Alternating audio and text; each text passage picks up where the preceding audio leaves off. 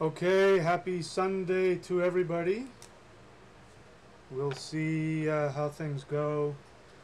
It is a Sunday evening here in Southern California, around what is it, 5:30? It's about 5:30. Yeah, about 5:30 here in Southern California. So we'll see how things go. I thought it would be a good time to go back to some basics. I realized as I was looking at my video list in the thunderwizard.com YouTube channel that I didn't really talk a whole heck of a lot about the nine worlds. I talk about it a lot in the Master Shamanism course, and but I thought it would be fun to talk about the world tree and the nine worlds. You know, the reason why is because you know, this subject, even though a lot of people know of the world tree and have maybe a basic idea of what it is, there's really very little practical knowledge about this. And so, like everything else in mythological teachings, there is a vast reservoir of very deep, very practical knowledge here that we can use in our everyday lives. But you have to know how to access that knowledge, and you have to know how to decode some of the knowledge. And you know, our ancestors had, I think, an intuitive understanding. You know, the traditional understanding of all this is that when you share mythological stories, you know, imagine 2,000 years ago, our ancestors are sitting around the hearth or the communal fire, and somebody is telling a story from their mythological spirituality. And so what happens is that the average person listens to that, and just by imagining what is being told to them, they access all kinds of power and knowledge within themselves, whether they're aware of it or not. The symbols within the story go deep into the unconscious mind and allow the person to access all of their power so they can be the best that they can be and experience everything that they can. And for those that are called to be shamans or wizards or seers or whatever words you want to use, then they would go in private and talk with the master shaman, the wizard, and then they would learn how to practically apply these things.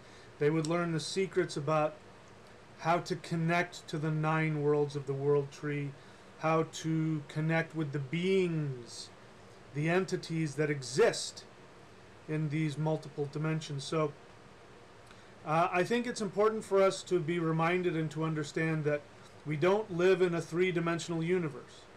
Many of us live in a two-dimensional universe. You know, there's a reason why people are so obsessed with things like living in a computer program, because they really do. They live in a computer program. You know, it's getting harder and harder for people to connect outside of that. I mean, it's even true for me. I'm addicted to my email and my iPad and my, you know, all that. I resisted actually having a smartphone for years. I didn't have a smartphone until I moved back to Southern California in 2013, and the only reason I got an iPhone was because they were offering them for free. So I figured, what the heck, I need a new phone for free, you know, whatever. It had a camera in it, and I could take movies with it, and so that I liked. But now, you know, and I hated texting. I hated it. You know, when I was married, my ex-wife, you know, she didn't understand why I didn't want to text. It's like, look, if you want to talk to me, pick up the phone and call me, or send me an email. Why do you need to text me? Well, I want to tell you what's going on with my day. I don't care. She was off working, you know, in her job. It's like, I don't need to know what's happening in some business meeting. You can, if you can pick up the phone and call me, great. But now I get it. You know, now I'm addicted like everybody else. But I think it's healthy for us to understand that we don't live in a two-dimensional world. We don't even live in a three-dimensional world. We live in a nine-dimensional holographic existence. And so we live in the nexus. We live in the ninth world of the world tree, which is what my ancestors called the Middle Fortress. You've heard it called Middle Earth, which is also a great name for it. It's the middle world, and it's not the middle world up or down. It's the middle world, meaning all of the other worlds send their energy, and it's like a nexus point for all of the 9 worlds. The other 8 worlds, which are in the 8 directions, which I teach a lot about. So if you're wanting to know why is it so important to understand how to connect to the thunder wheel, which is what I teach when it comes to learning rituals. It's because the 8 directions are the ways that we magnetically connect to the 8 dimensions. These are alternate dimensions of existence, and they connect to us. There's only, in my ancestral spiritual understanding, there's only 2 worlds that are called fortresses. One is Asgard, Os Yard, which means the yard of the Os, or the Aesir, and that means the gods, the celestial gods. It literally means the powers. And that is one fortress. There's only one other fortress. That is here on Earth. This is called the middle fortress. Mid-yard. Middle fortress. You have a yard in your house. You have a backyard. Well, your yard is your guard. The fence creates your little fortress. It protects you from somebody else's property. So this is where we live. We live in the middle fortress. And that means that there's so much energy in these other 8 worlds that is bombarding us at all times that we actually have to have a fortress around us. And so as it so happens, we were talking yesterday about the planet Jupiter and the electromagnetic force. And so there's a reason why that our planet has a magnetic field around us. It protects us from all kinds of things. So anyway, we live in this middle fortress, and we are constantly being affected by these other 8 dimensions. And what we try to do in Thunder Shamanism is we seek to connect to all of these 8 alternate dimensions of reality, and we seek to find a dynamic balance. And I can say pretty clearly that in our modern world we do not have a dynamic balance with the 8 worlds. We've got all kinds of imbalance going on. And so anyways, I thought we would go over the basics of the 9 worlds, and we would talk about the entities that exist in the 9 worlds. But more importantly, I want to talk to you about the gifts that come. Each one of these 9 worlds, most of them, there's a couple of them that are pretty user-friendly, but most of them have a lot of dangerous things in it, that we need to be prepared for and to be able to protect ourselves from.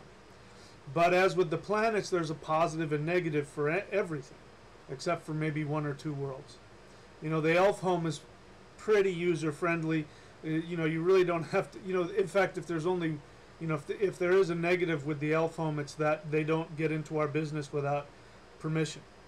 It would be nice if they, if they would, make a daily visit and say, hey, I'm just showing up to clean up your world and give you some nice healing power. But they don't. They wait for us to access them and to ask for their help. Other than that, they're very polite, and they stay out of our business.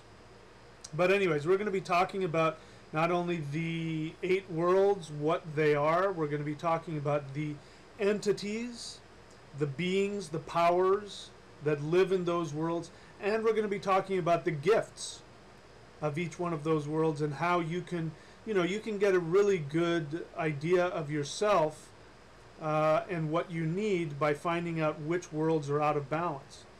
By the way, there is a method to figuring that out, and that is the 9 world rune reading. That's a snapshot of you and how you are interacting with the 9 worlds. Also, the 9 worlds aspect the 9 aspects of our personality. So you see, there's multiple layers for everything, and they're all true. But you know, it depends on what you need at any given moment. So the shaman should have an understanding of what the 9 worlds are, the multiple aspects, the multiple functions of the 9 worlds, how you can access them, how you can balance them, how you can communicate with the residents of each of the 9 worlds, and how to become ultimately the master of them, because that's what we're here to do. Human beings, our destiny is to master the 9 worlds. So with that, I'm going to go ahead and do a little bit of business. I'll check to see if there's anybody on the channel tonight, and if so, I'll be happy to answer some questions. So let's do a little bit of business, and then we'll move on.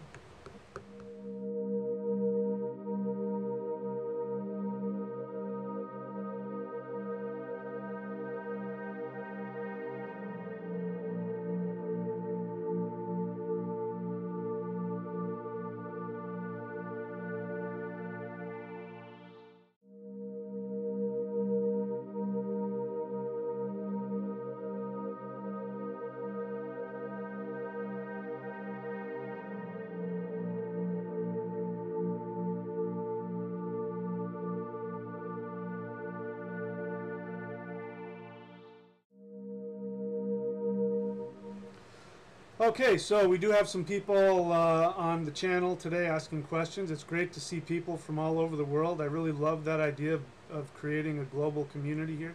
So Romneon, Germany, you always have some good questions. So you ask a really good question. I really appreciate this.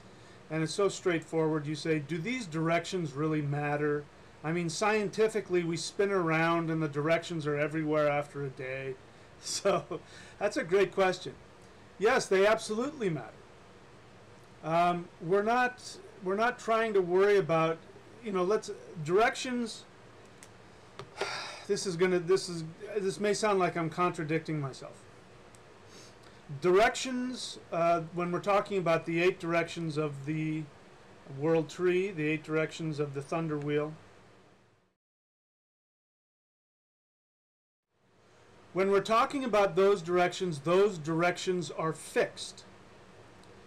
But they're not fixed if you're thinking about the globe of the earth spinning around, and where are we in relation to the sun, and where are we in relation to our galaxy in comparison to other galaxies. Yeah, you start thinking like that, then you're right. It's like there's no up or down.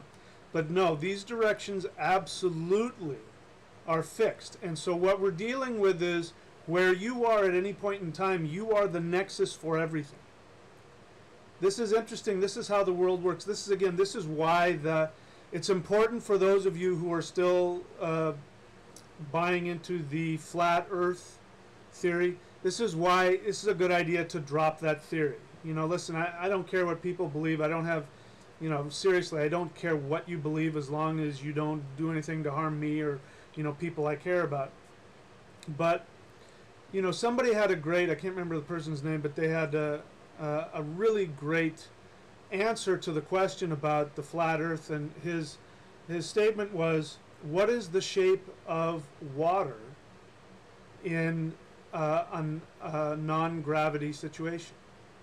The shape of water is always a drop, a circle, always. If you know, whatever it is, if you take some water and you spray it, and you're up in the space station and you spray it, that water will turn into a drop, and that drop will become a floating ball. So understand that that is how we are. And that floating ball is like the center of everything. That is the center of the universe right there. That means that everything is the center. There is no center. Everything, you know, you could be on the other side of the universe, you would still be in the center of the universe. So you are the center of the universe. And so from that perspective, the directions are fixed. North is always north if you're on this planet. You know, northeast is always northeast. We get into the situation of what if you're in the southern hemisphere, You know, to be honest, I don't know the answer to that question. I would have to be there, and I would have to do some work with the directions to feel if it flips and if south becomes north and that kind of thing. We do have different poles on the planet. We do have, you know, a magnetic north and a magnetic south, and that doesn't matter what side of the equator you're on. There is one interesting thing about the south of the equator, which people actually, some people just, even people who live there don't believe that it happens, but water in the northern hemisphere, when it goes down the drain, it goes down clockwise every time. It'll spin clockwise. On the south of the equator, it spins counterclockwise. That's about gravity. That's about how water works with gravity. So there are some differences, but you know, just you might as well just go ahead and accept the idea for now that these directions are fixed. They're real, and how magnetism works with us is very real. There is a North Pole and a South Pole. So yes, see, this is your question, Ramnyan, is very indicative of the modern thought process, which thinks that everything is arbitrary, that nothing has any reality to it. So this does have some reality to it, but what's hard to grasp is that no matter where you are in the universe, you are the center of the universe. So the directions are real, and at the same time they're not.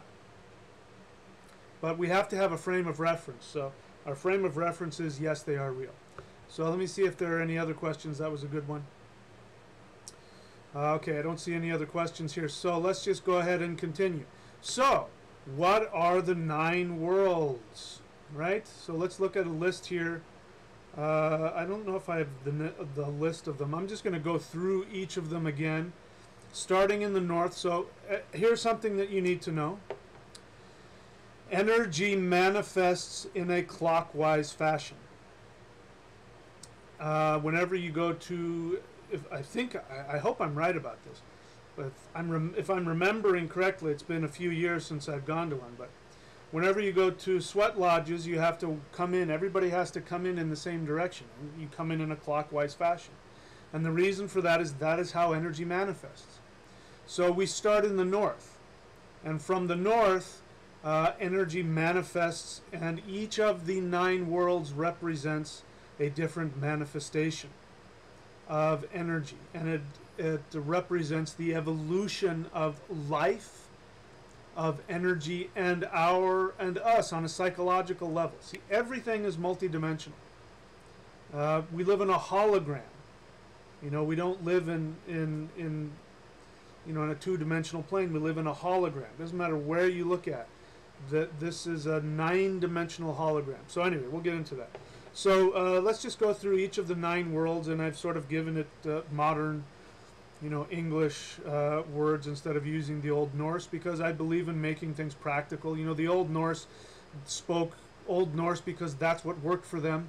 They were talking their language. King James English in the Bible, that's how people talked back then. There's nothing sacred or holy about that. It's just a way of speaking. So I'm going to use modern English words for these 9 worlds. So here they are.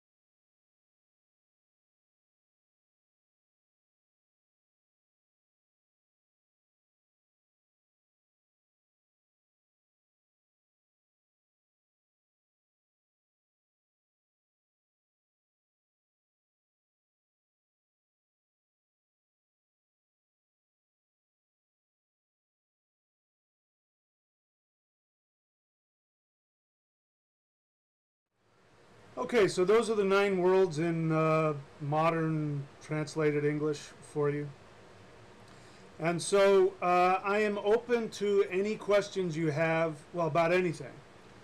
But I'm especially open to questions having to do with the 9 worlds, specifically if you want to talk about the directions, if you want to talk about the entities that live in each of the 9 worlds, if you want to talk about the psychological understandings of what the 9 worlds mean, if you want to talk about, how can you balance yourself and connect with these energies. So any questions along those lines I'm open to, but of course I'm open to anything at all. So again, I'll check for some questions, and then I'm just going to go in and start talking about the worlds.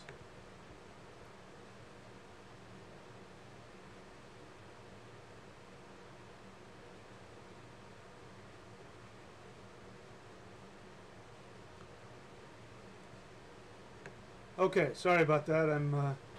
Was looking at questions. So great. So according to Romney Germany, I have the same understanding as physics professors, that everything in the universe, wherever you are, is the center of the universe. And isn't that true? Our experience is always that we're the center of the universe. And so here's a mystery about spirituality. The mystery is that we are everything, and yet we are nothing. We are the center of the universe. We are the focal point for everything, and yet we are just one of many little tiny beings running around. And so this is part of the psychological dance we have to play, because if we don't see ourselves as the center of everything, then we end up in some kind of pathology. We end up with some kind of craziness.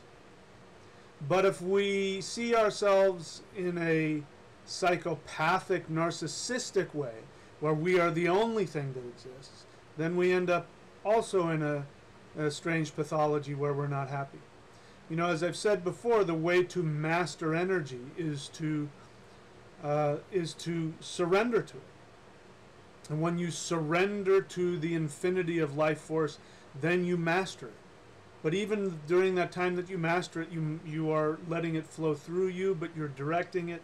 This is that middle ground, that subtle middle ground of, that everybody's trying to reach in whatever discipline it is.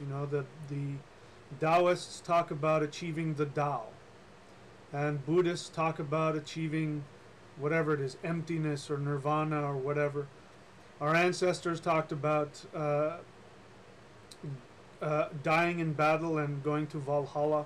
These are all different words for the same idea. The same idea that you are everything. And that's been my message to you. You are everything. But again, you can't master anything unless you surrender to it. So anyway, that's just kind of getting off the subject here. So let's go ahead and get started. I'm going to give you the couple of lists here. I'm going to give you I don't know exactly what I called them. I think I called them the powers of the 9 worlds and the gifts of the 9 worlds. So let's take a look at those.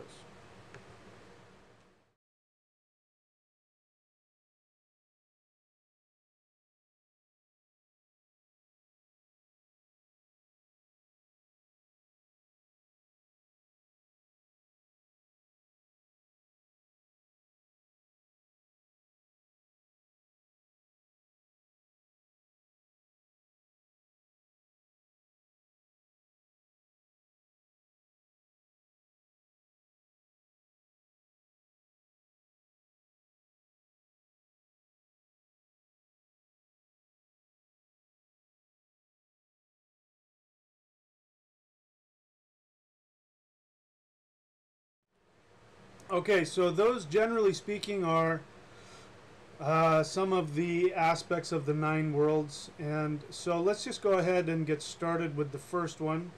So what is it that I said? I said the power of Mist Home in the north. We're talking about, when we're looking at the Thunder Wheel, we're talking about the Mist world in the north. Okay, so that's the first world we're going to be looking at. Let me just refresh myself here. What did I say about it?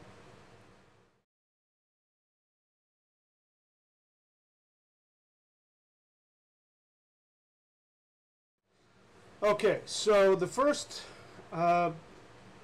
description I have of it is the mist home is primal emptiness. So I got to be clear about something. There's actually a primal emptiness that goes even beyond that. It is the primal emptiness before anything came into existence. It's what my ancestors called the yawning chasm, the yawning gap. Yawning, when you yawn, you're usually pulling, you're inhaling. So it has this idea of almost like a black hole. It's this yawning chasm that, you know, there's nothing in it. But at the same time, that nothing is actually the most powerful, because that nothing is pure potential. But nothing in it has been manifested. So, you know, if you were to accidentally fall into Gununga Gap, you would be pulled into pieces. You would literally just instantly evaporate into pure potential. So you'd lose all conscious awareness. You'd lose everything. You'd stop being manifested. And so that is the actual primal emptiness. But as energy is coming into existence, it reaches the north, and as it comes into the north, the energy of the north is primal emptiness, meaning even though the northern world, the mist home, is actually the beginning of manifestation, it's still in that state of sort of like the primal soup. And so, even if we were to, you know, if we were to jump into the true mist home, if we were to be able to go there physically, we would be pulled apart, because that's energy that hasn't manifested yet. And so understand that in your world, you intend everything. So again, we talk about the matrix, right? We talk about what the matrix is. I've been pounding it into your heads that the matrix is you. You create the matrix. So this life force energy, which has not come into any manifestation whatsoever, the way we access that is through the north in the mist home. And so that energy is waiting. It's waiting for two things. It's waiting for your, when we talk about, remember we talked about weird, we talked about time and space. It is manifesting, it's getting ready to manifest the debt, the karma of past thoughts, actions, and deeds for you. At the same time, it can be influenced by your thoughts and your intentions. But, you know, when you do a 9-world rune reading, what's in the north, whatever rune is in the north, is energy that's coming to you that hasn't been manifested yet, and you may just be barely beginning to feel it coming, but you probably don't. But rest assured, that energy is coming into existence. And so this is what the north is. And so when we look at the north and the south, they are polar opposites. So I guess I want to talk to you about what the north and the south are. So in the north, we have the mist world.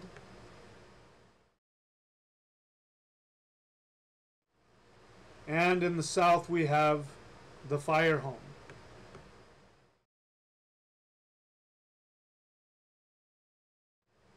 I sort of mixed up the names there. Sometimes I use world, sometimes I use home. It means the same thing. That there wasn't anything deeper spiritual about me changing those words around. But the mist world and the fire home, or the fire world and the mist home, however you want to look at it, these are the first two worlds that come into existence that balance all of manifested reality in the big way. And so when the universe was coming into existence, and I would be very interested to hear what a physicist would have to say about this, but according to the mythology, you had this yawning chasm, pure emptiness. Pure emptiness. And in that pure emptiness of pure potential, there was a drop of water that came from the mist home, and there was a spark of fire that came from the fire home. And these two, it's like matter and antimatter, these two opposites, when they came together, that created the Big Bang. The Big Bang is when everything was exploding. According to physicists, I guess, maybe they've changed it, but last I checked, there was this idea of the Big Bang, where out of nothing came everything. just exploded into existence.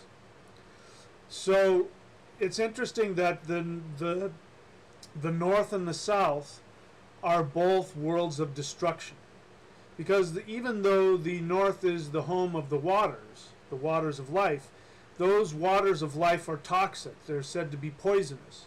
So if you were able to, and you were to go drink the waters of the mist world, boom, you'd be out. That's it. It would be the end for you. It's toxic to us. And so it's because they're on the two spectrums of destruction. We have in the south, the fire home isn't just fire.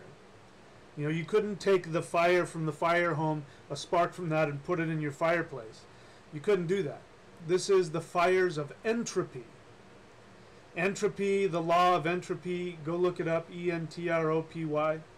The law of entropy says that everything that has structure just begins to fall apart, and then there's no putting it back. You know, this is what global warming is, by the way. This nonsense that we can somehow reverse global warming if we cut back on emissions. No, it's done. We have started that process. It's over. It's just a matter of how bad it's going to get. The greenhouse gases that have already been released over the past 100 years are up in the atmosphere. You can't grab them and take them back again. And they haven't manifested. The effects of what's already out there has not been felt yet. So even if we were to stop all greenhouse gas emissions completely right now today, we would still have, I don't know how long it would be, but probably 100, 200 years of continuing manifestations of what we've already released. This is entropy. Once you let the cat out of the bag, you cannot put it back in again. And so we're dealing with two kinds of destruction here. We've got the destruction in the very beginning, which is in the north world, and then we have the final destruction, which is the destruction that comes from entropy, chaos. Right? So those are the two worlds, and that's how they connect with each other. So are there any questions about any of that? All right, so again, I'm looking for the questions. So Shri Suryali Vishivashanti, I don't think I pronounced your name right, but welcome to the channel. Thank you for showing up. For those of you who are new, the best way to interact with me in this discussion is to ask me a question. You are free to put down a comment or a statement if you want. Talk amongst yourselves, but I'm going to only respond to questions as they come up. So, anyway, welcome to anybody who's new. Dean Nevin says, how does spiritual awareness differ from higher consciousness? We are going to get to that. So hold on to that question. When I get to the Wayne's home, or the home in the western direction, when I get there, if I don't answer that question, ask it again, so I'll answer it for you. But I will get to that question. All right. Destined Fate 111 says, hey, Thunder Wizard, I keep hearing that there is an agenda of false enlightenment with false white light beings. Is this true? No. This is one of, well, actually, let me take that back. Yes, that is true if you live in your primal brain here, if you live in your reptilian brainstem. The reptilian brainstem operates on a very fundamental, very two-dimensional existence of fight or flight. Fight or flight means that you are under, and this is what it was like back when, there was just a bunch of lizards and snakes running around this planet. When you had nothing but reptiles, everything was looking to either kill it or mate with it, or you had to run away from it because it was going to try and kill you and eat you. That's fight or flight. There's another aspect that people live in, and this is very common, which is called tend or befriend. And that is when you live in a very dangerous scenario, you want to take care of your loved ones, your children, and you coo and you stroke their head and you say, everything's going to be fine, everything's fine, while, the monsters are coming through the door. or the enemies are trying to get in. And then you go and you try and make friends with the enemies and you try and make deals with them. So there are people, they live their whole lives trying to make everybody happy, trying to be liked. That is also the reptilian brainstem. If you live there, then yes, there everything is out to get you. You're filled with paranoia, you're afraid for your life, you can't trust anything, right? You don't trust the universe. This is what happens when you live here. So for people who live there, I have to say it's true. The universe will give you what you intend. Because here's something again, I'll say it again, it's extremely important. The universe, the matrix, the web of life force energy, whatever words you want to use, it does not know that you don't realize that you're God. And so if you intend fear, if you feel as though everything is out to get you, that there are evil beings of light that want to deceive you and suck the life force out of you, then the universe goes, oh, you want that? Okay, I'll give that to you because you're God. You must know, so here you go. And it manifests that for you. So the long answer is yes and no. The short answer is no. The universe is here to serve you. And when you are in alignment with your eternal divine soul, if you are in alignment, meaning you are following your deepest passion, your greatest joy, and you treat yourself with respect, which means you will treat others with respect, then the universe is aligned to help you and support you and always give you everything that you need. Okay? So we talked a lot about that. I'm sure I'll talk about it more. What do you think about time loop? Yeah, I say that people can live in what I call matrix fear virus loops, which is, again, the bottom line is, again, you are God and the universe is here to serve you. When you are in alignment with your divinity, you are literally bulletproof. Yes, you will have challenges and things will happen, but as long as you operate from your integrity, from your divine alignment, the universe will always support you and take care of you, always. But when we start to become afraid, when we doubt that, when we fear that the universe won't take care of us, then we start taking actions out of fear, out of guilt, out of greed, out of lust, and we start doing things which we know are wrong, but what it really is that we're acting out of our own integrity. You know, the 10 Commandments are only for people who aren't in their integrity, and they're like children, they need somebody to tell them how to stay, what to do. But if you're connected to yourself, nobody needs to tell you how to live. You already know what is good for you, and when you follow what is good for you, you automatically do what is good for everybody else. All conscious awareness responds positively when you are in your highest awareness. So when people get out of that because of fear, then they create this loop where acting out of an integrity of themselves creates what my ancestors called a debt, what the Vedics call karma, a negative karma. You create a negative debt in the future, which then you have to work through, which makes you more afraid, and you keep acting out of your integrity, and you create this loop that just brings you down, down, and down, and down. So understand that time as we know it doesn't exist. So you asked about a time loop. There is only the present moment. The past is created right now. Whenever you think something, whenever you feel something, whenever you make a belief, when you take an action, you create the past. That past then creates your future. So your past and your future are right here with you now, and the way to avoid that, stay in your integrity. When you stay in your integrity, then you don't have to worry about the past or the future, because everything is just a continuation of the now. Okay? All right, so Romney in Germany says, how about the Big Bang? Yes, one little dot. Okay, so there's not a question, so I'm gonna pass that by. All right. Thank you. Sirius B says he or she, I'm assuming it's a he, likes my videos a lot. Thank you. Thomas Ritchie, reaching enlightenment is the same of leaving the matrix. Well, then we start asking, what is enlightenment? Short answer is yes. Go back and watch my videos about the Matrix. I have playlists about it. I won't get into it here. Short answer is yes. When you reach enlightenment, you are then no longer trapped in the Matrix. Dean Nevin says, how do gemstones influence our energy? So for that is something I give when I do a Vedic astrological reading. And listen, gemstones don't do everything, so don't make them, bigger than they are. I always wear a moonstone because my Dharma Devata is moon, which means that the planet moon is seeking to guide me on my path in life. And so one of the things you do is you wear the gemstone that vibrates with your Dharma Devata planet.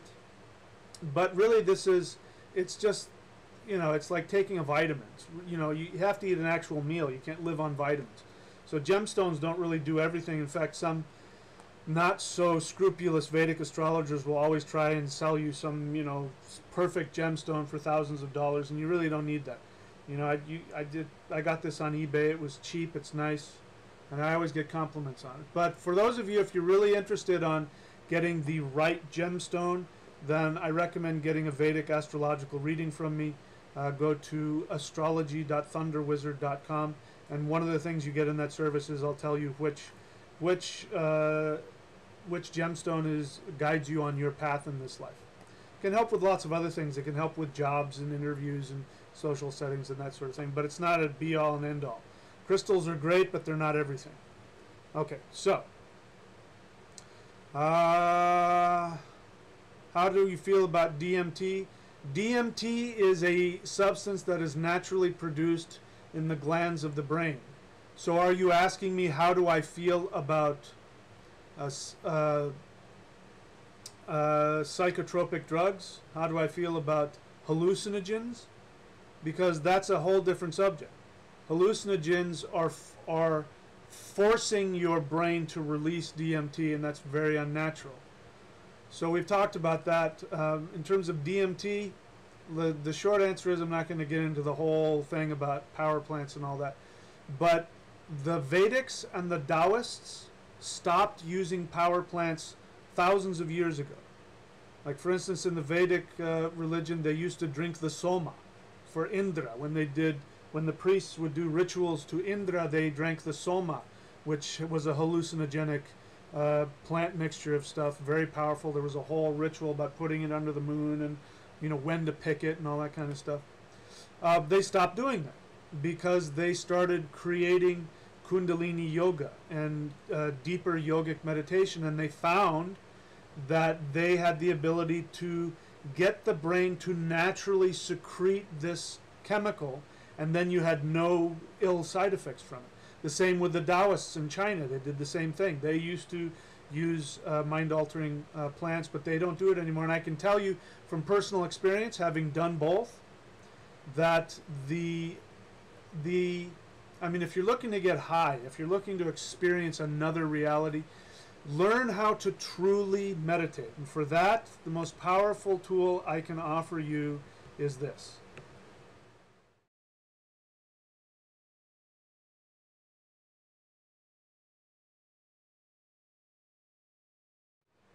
So go online and go get Celestial Qigong.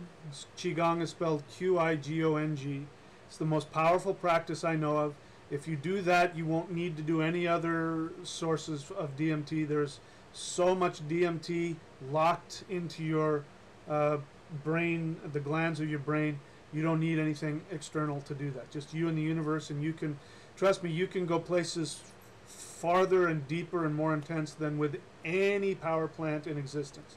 And I'm telling you that from personal experience. Okay, so more questions. Is porn inherently bad? I don't have a judgment on that, so I'm not going to get into that subject, but I don't have any judgment about it. Is masturbation bad for you?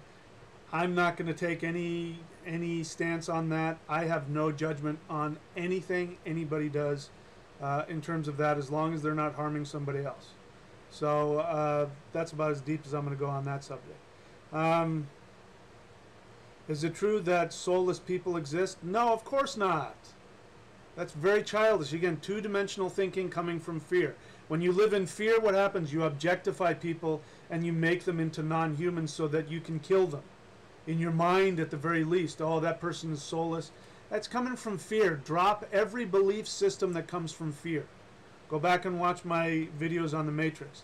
Stick with me if you want to learn what's really going on. As far as I can tell you, I'll tell you everything that I know. But I can tell you that every person that you run into has a soul and deserves your compassion. If they're destructive people and they're out of their integrity, then you can stay out of their way. You can, keep them out of your life. But everybody deserves your compassion because everybody has a soul. The moon is not a spaceship. We talk about the moon. We'll talk about that when we get to the Northwest. What is the limit of our power potential? Unlimited. There's no limit to it.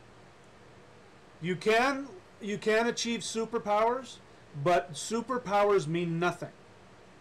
Because again, let's use the Matrix as an example. The Matrix is a computer program, right? So let's imagine that, even though it's not, let's imagine that life is a computer program and we're living in this virtual reality.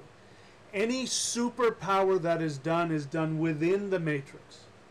What I am teaching you how to do is to be able to control the Matrix. And when you are in a place where you control your Matrix, nobody will know you've done anything special because everything will follow laws. When you are in control of the laws of the Matrix, then that means there's no such thing as magic anymore. Nobody will see that you're doing anything magical. But people who have like healing abilities or can see auras or have, psychic abilities, those are tricks inside of the Matrix, and you can get trapped in those tricks thinking that you're accomplishing something when in reality you're not. It's like getting high. You can get high and have a vision, and, wow, but in reality you're just trapped into some hallucination. Same thing. So the short answer is look to be limitless, and when you are limitless, nobody will ever know you're doing anything out of the ordinary. That's where you should be. Well, actually, you should be wherever you want to be. But that's where I'm choosing to go. I've been there where I've done that, where I've had, so-called superpowers, and I found that it didn't make me happy. I've known teachers who had superpowers. Didn't make them happy either. In fact, some of them are really trapped and very unhappy people. The whole point of this whole game is to find deep fulfillment, to find joy, to find happiness. That is the whole point. When you do that, you win. So if you want to find out how to escape the Matrix, find your deepest fulfillment and live it. Then you get to escape. Okay? All right. Let's see. Any other questions? I can't talk about psychiatric drugs because I'm not a psychiatrist, and I am not qualified to tell people what they should or should not take. That is something that you got to work that out between you and your therapist if you're on those. Unfortunately, not only am I not qualified, I could get myself into trouble if I were to talk about it. But so it's as far as I can go on that. I can't make any other. I don't take any. I don't take anything other than herbs. Normal herbs and eating right. I don't take any kind of medication. Ginseng and stuff like that. But outside of that, I don't take anything. But having said that, if you have psychiatric issues, I would listen to your health professional. MZR1 wants to know which abilities I developed. It doesn't matter. Again, you're getting focused on the wrong things. Look, if you want to go after spiritual powers, go after them. But maybe at some point in some other videos, if it's relevant, I may share some stories. But you're wasting your time with that. The only reason you should be doing things like yoga and qigong is so that you can achieve your highest awareness, so that you can have health and happiness and experience the world. If you are destined to have superpowers, you will get them. But again, if you do, let me give you an example. Healing does not mean that you are advanced. If somebody has the ability to touch people with their hands and heal them, it doesn't mean that they're spiritually advanced. It means that they have unresolved negative karma. They have harmed all those people they are healing. So if you see somebody and he's healing thousands of people, it means that in past lives he has harmed all of those thousands of people, and he has to balance that energy. So what does happen when you do get a lot of energy in your system, you break open these samskaras, which are little bubbles of karma that are in your aura, and they break open like pustules, and then you have an ability, but that means you have to balance out a karma. You know, if I'm teaching people, that means I have karma with you. I have a debt with you. So don't get wrapped up in all that garbage. I mean, you can if you want, but it doesn't mean anything. Okay? All right, how did I get into African drumming? I walked into a place here in Los Angeles that was called Yoruba House. Yoruba is one of the largest African tribes, and I went to the teacher. His name is Baba Ayo Adayemi, and I started taking his classes. That's it. MZR1 says I look 30.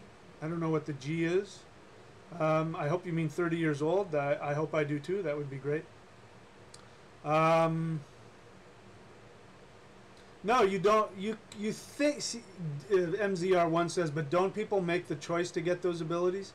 And see, that's the trap of the Matrix. That's the illusion of Maya. You think you're making all these choices. You're not. These choices have been made for you by the actions you've taken.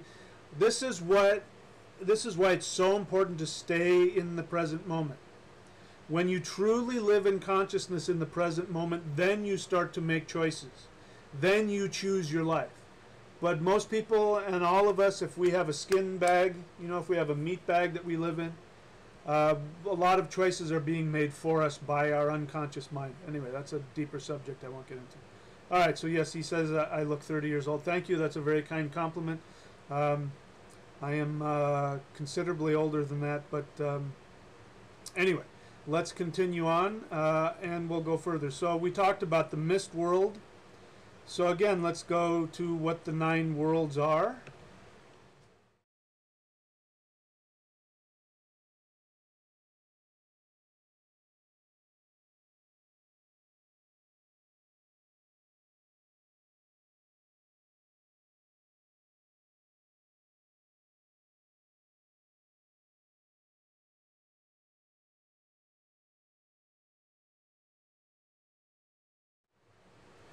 Okay, so now we're going to the northeastern direction.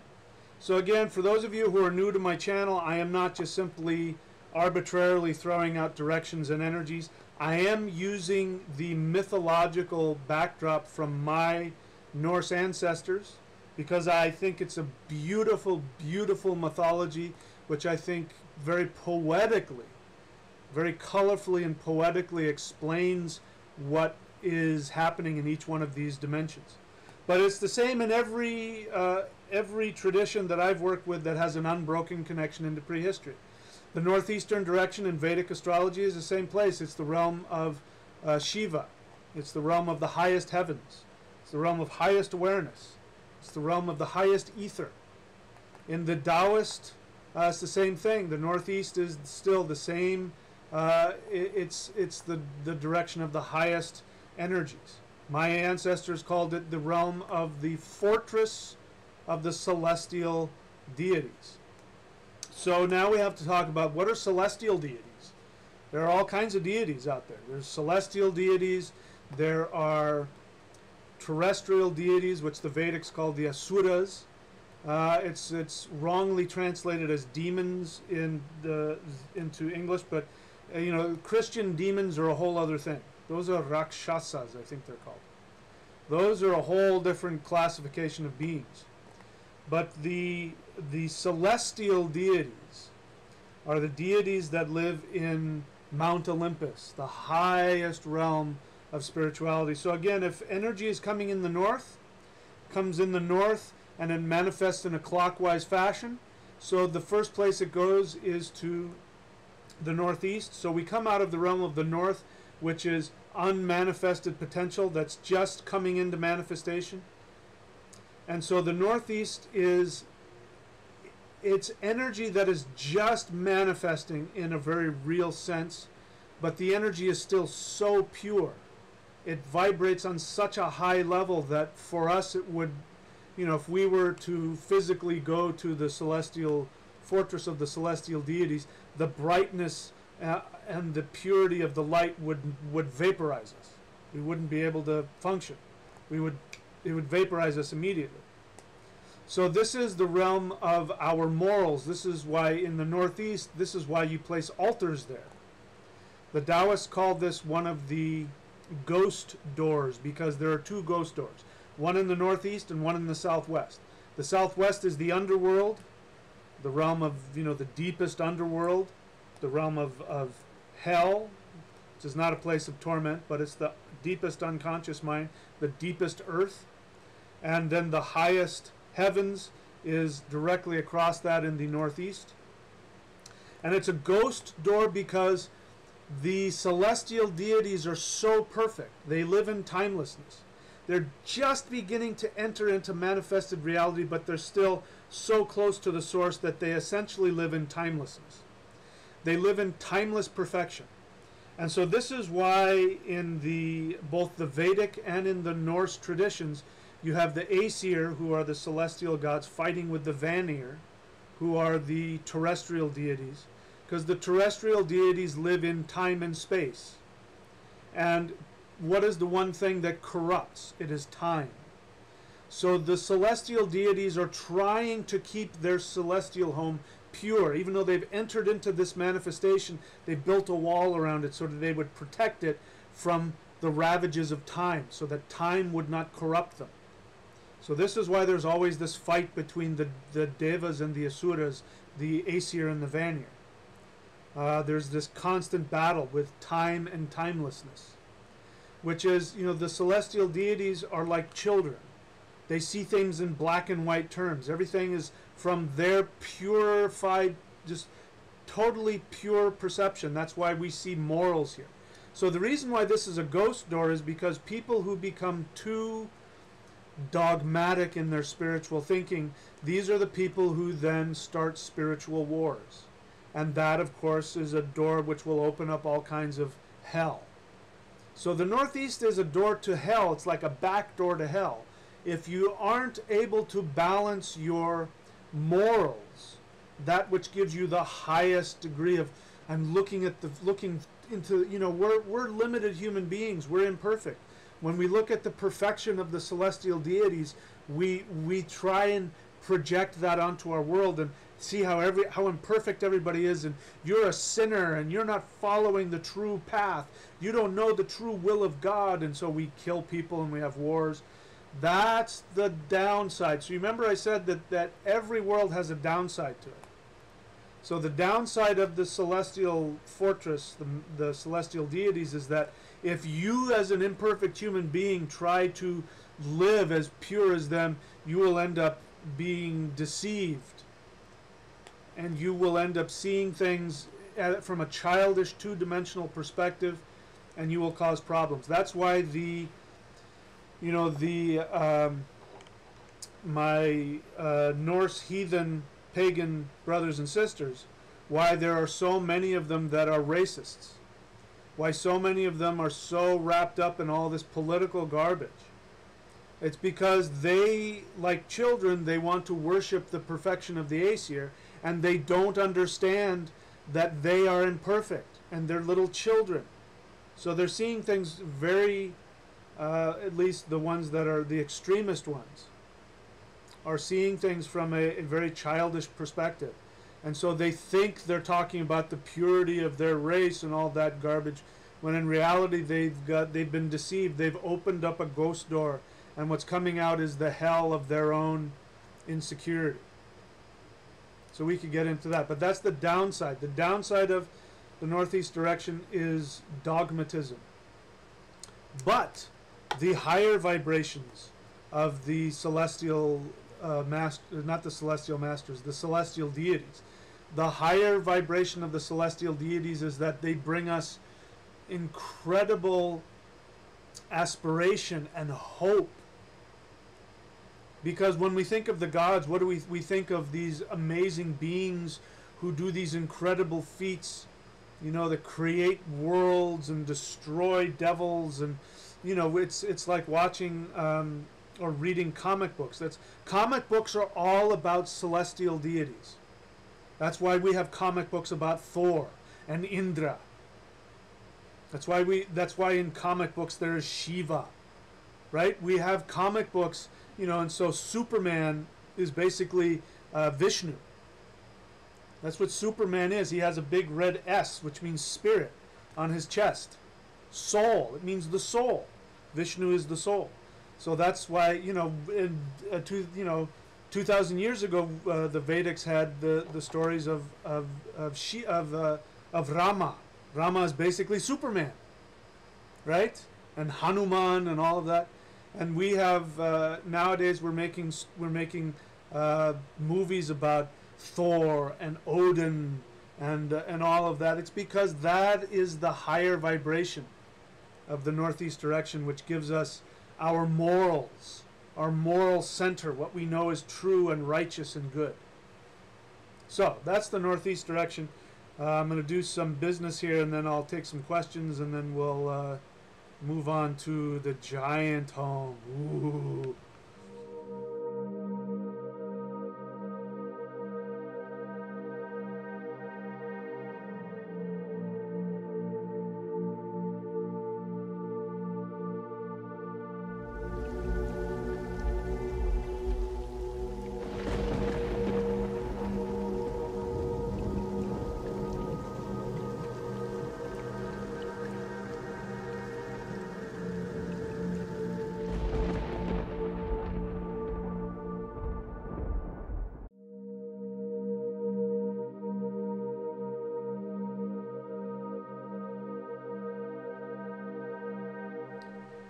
Okay, so there's some good questions here. Benji Sweet says, it's my first time watching you. Welcome to the channel. And then he says, somewhere he says, I have no idea what you're talking about. I don't know what I'm talking about half the time either. I confuse myself. So you're not alone there. All I can tell you is go back and watch my other videos. I'm coming, you know, a lot of people have been following me for a long time. So I'm sharing a lot of stuff. So welcome to the channel. Just, you know, browse through the videos and see if you can, you know, get a hold of what we're talking about. It's pretty in depth and complicated and confusing, but after a while it'll start to make sense. Okay, so here's a really good question. MZR1 says, how do we account for population discrepancies if we follow reincarnation? Well, as I've said from the beginning, and go back and watch where I talk about, you know, critical thinking. Every discussion starts with an assumption. So, for instance, if you only believe there's two dimensions and I start talking about a third dimension, you're not going to know what I'm talking about because you are operating from the assumption that there's only two dimensions. So you're operating from the assumption that there's a fixed number of souls in the universe. We have no idea how many worlds are populated by souls. So I'm sure you've run into people who feel like they don't belong on this planet. I know I've felt like that.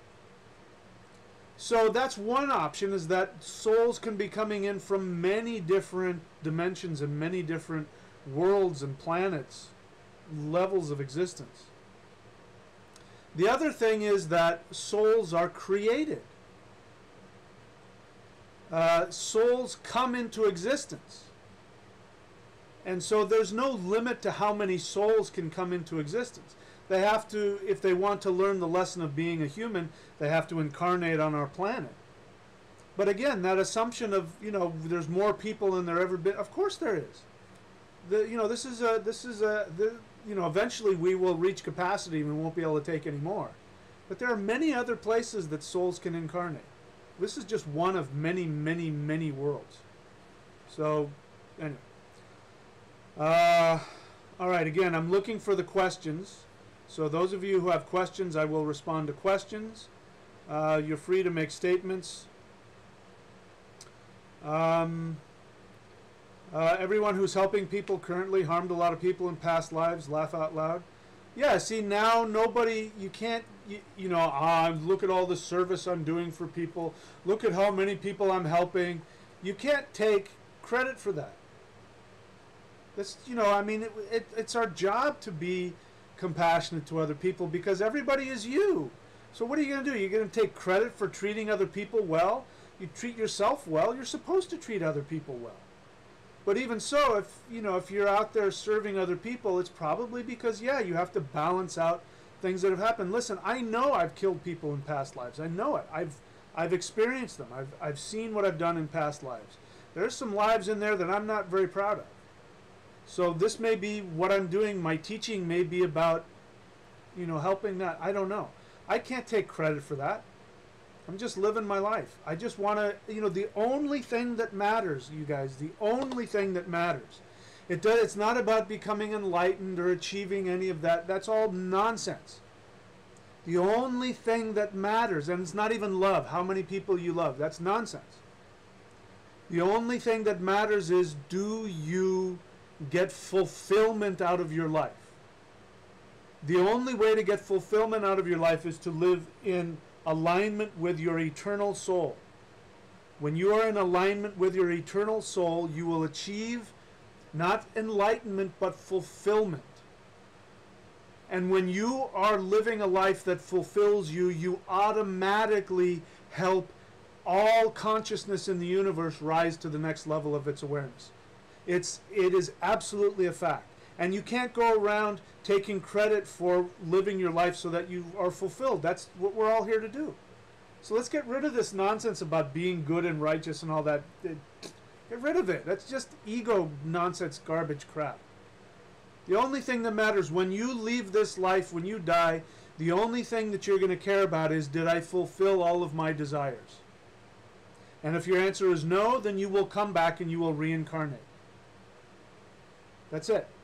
That's all that matters. Okay. Let's keep going. All right, again, I'm looking for questions. Everybody's got some opinions. That's great. Is this a live infomercial? I'm not even going to answer that question. Buddha didn't believe in a soul. That's true. I'll tell you my take on Buddha. Buddha is Vishnu, but Buddha is also Mercury, the planet Mercury. Buddha means intellect. You have intellect, and then you have mind, and then you have soul. Those are all different things. Buddha is the intellect merging with the soul. So that is why Buddhists are so intellectual. That's why they are constantly talking about philosophy. You know, oh my God. But that's because the Buddhist incarnation of Vishnu is the merging of the intellect with the heart center, the intellect with the soul. That is why Buddhism focuses on compassion. That is why Buddhism focuses on emptiness meditation, because people who become Buddhists are people who in this life have a karma to learn how to get out of their head. They're stuck, they've been stuck in their intellect. They criticize, they analyze everything. It's hard, the intellect can't see God. And I'm not a monotheist, but the intellect cannot see true divinity. That's why Buddhists don't believe in it, because they can't see it. They live in their intellect. But Buddhism is the bridge from where people who have been stuck in their intellect for many lifetimes now have a bridge to their infinite soul. And trust me, when they're done with Buddhism, when they come back, they won't be Buddhists, and they will believe in the gods. They will believe in the soul. But that is why Buddhists are a religion, but yet they don't believe in anything. It's because the intellect is trying to merge with the heart center, with the soul. It's Vishnu it's Vishnu connecting with people through their intellect and then destroying the intellect. That's what emptiness meditation is. You destroy the intellect so that you can see the spirit. That's my take on Buddhism. Believe it or not, accept it. That's my belief. That's how I see it. Okay, so looking to see what's your desire. I don't know what you mean by that question. Do you mean what is your desire? Your deepest desire is your soul. You have been programmed in your eternal soul with your life purpose desire. The way you know you're following your life purpose is if it brings you joy. That's why I have surfing in my opening thing, because that's what brings me the greatest joy, is to surf. That's my biggest form of worship, is to connect with Mother Ocean, which of course is the moon. That's how I do it. And then I do this work. I do this teaching. This is also my deepest desire. I love doing this. And this is how I make a living. Make a living doing what you would do anyway. That's my mantra. Okay, so let's keep going here. So now we've talked about the fortress of the celestial gods. And now we're going clockwise. We've passed the northeast, which is the fortress of the celestial gods. And now we're moving to the east, the realm of the sun, the realm of thunder and lightning, the realm of the giants. So let's talk about the giants. You know, again, I love the Norse tradition. The Norse tradition is just another manifestation of a deeper Indo-European tradition, which goes back who knows how many tens of thousands of years, we don't know. But you can see when you look, especially the Vedic and the Norse are very similar, but they're also very different. So one thing that the Norse tradition has, which I think is really beautiful, is they talk about the East being the home of the giants. So what are the giants? And what does this have to do with the sun? What does this have to do with thunder? This is the home of, by the way, this is the home of Indra, and this is the home of Thor. So we see very clearly in the Norse pantheon, in the Norse mythology, we talk about the East and that Thor is in the East and he goes off into the East to fight the giants, right? We don't see that so much in the Vedic tradition, but we do know, because it says that, I don't know what scripture it is, but there's a Vedic scripture that says that the sun sits in the East and worships Indra for long life and the power to rule. So here we see Indra in the East as well. So I guess let's talk about the thunder god. Who is the thunder god? Who is the thunder god? I still have it here from the last one we did yesterday. We get to see who the gods are when we talk about the thunder gods, who they are. So the Vedic tradition vibrates on a more fiery thunder god that has within it the sun and the moon and Jupiter. And this is in his name Indra.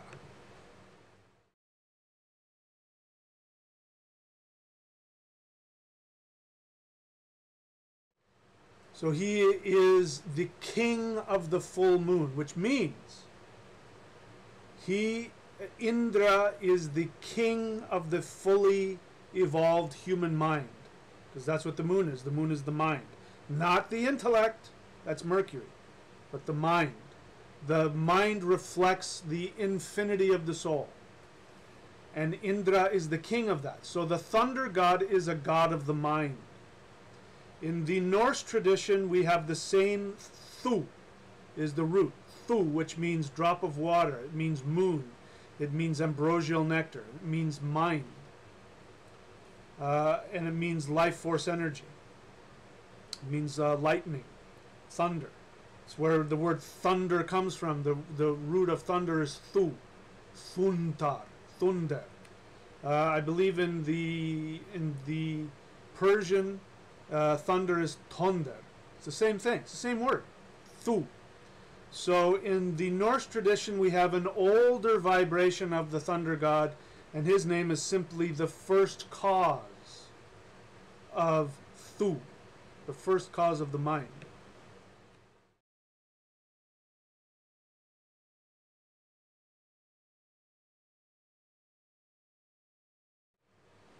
In Thunar, you have Nar, which you see in the Vedic deity Narayana, which, if you're familiar with that deity, also has a strong connection to the true essence of human beings.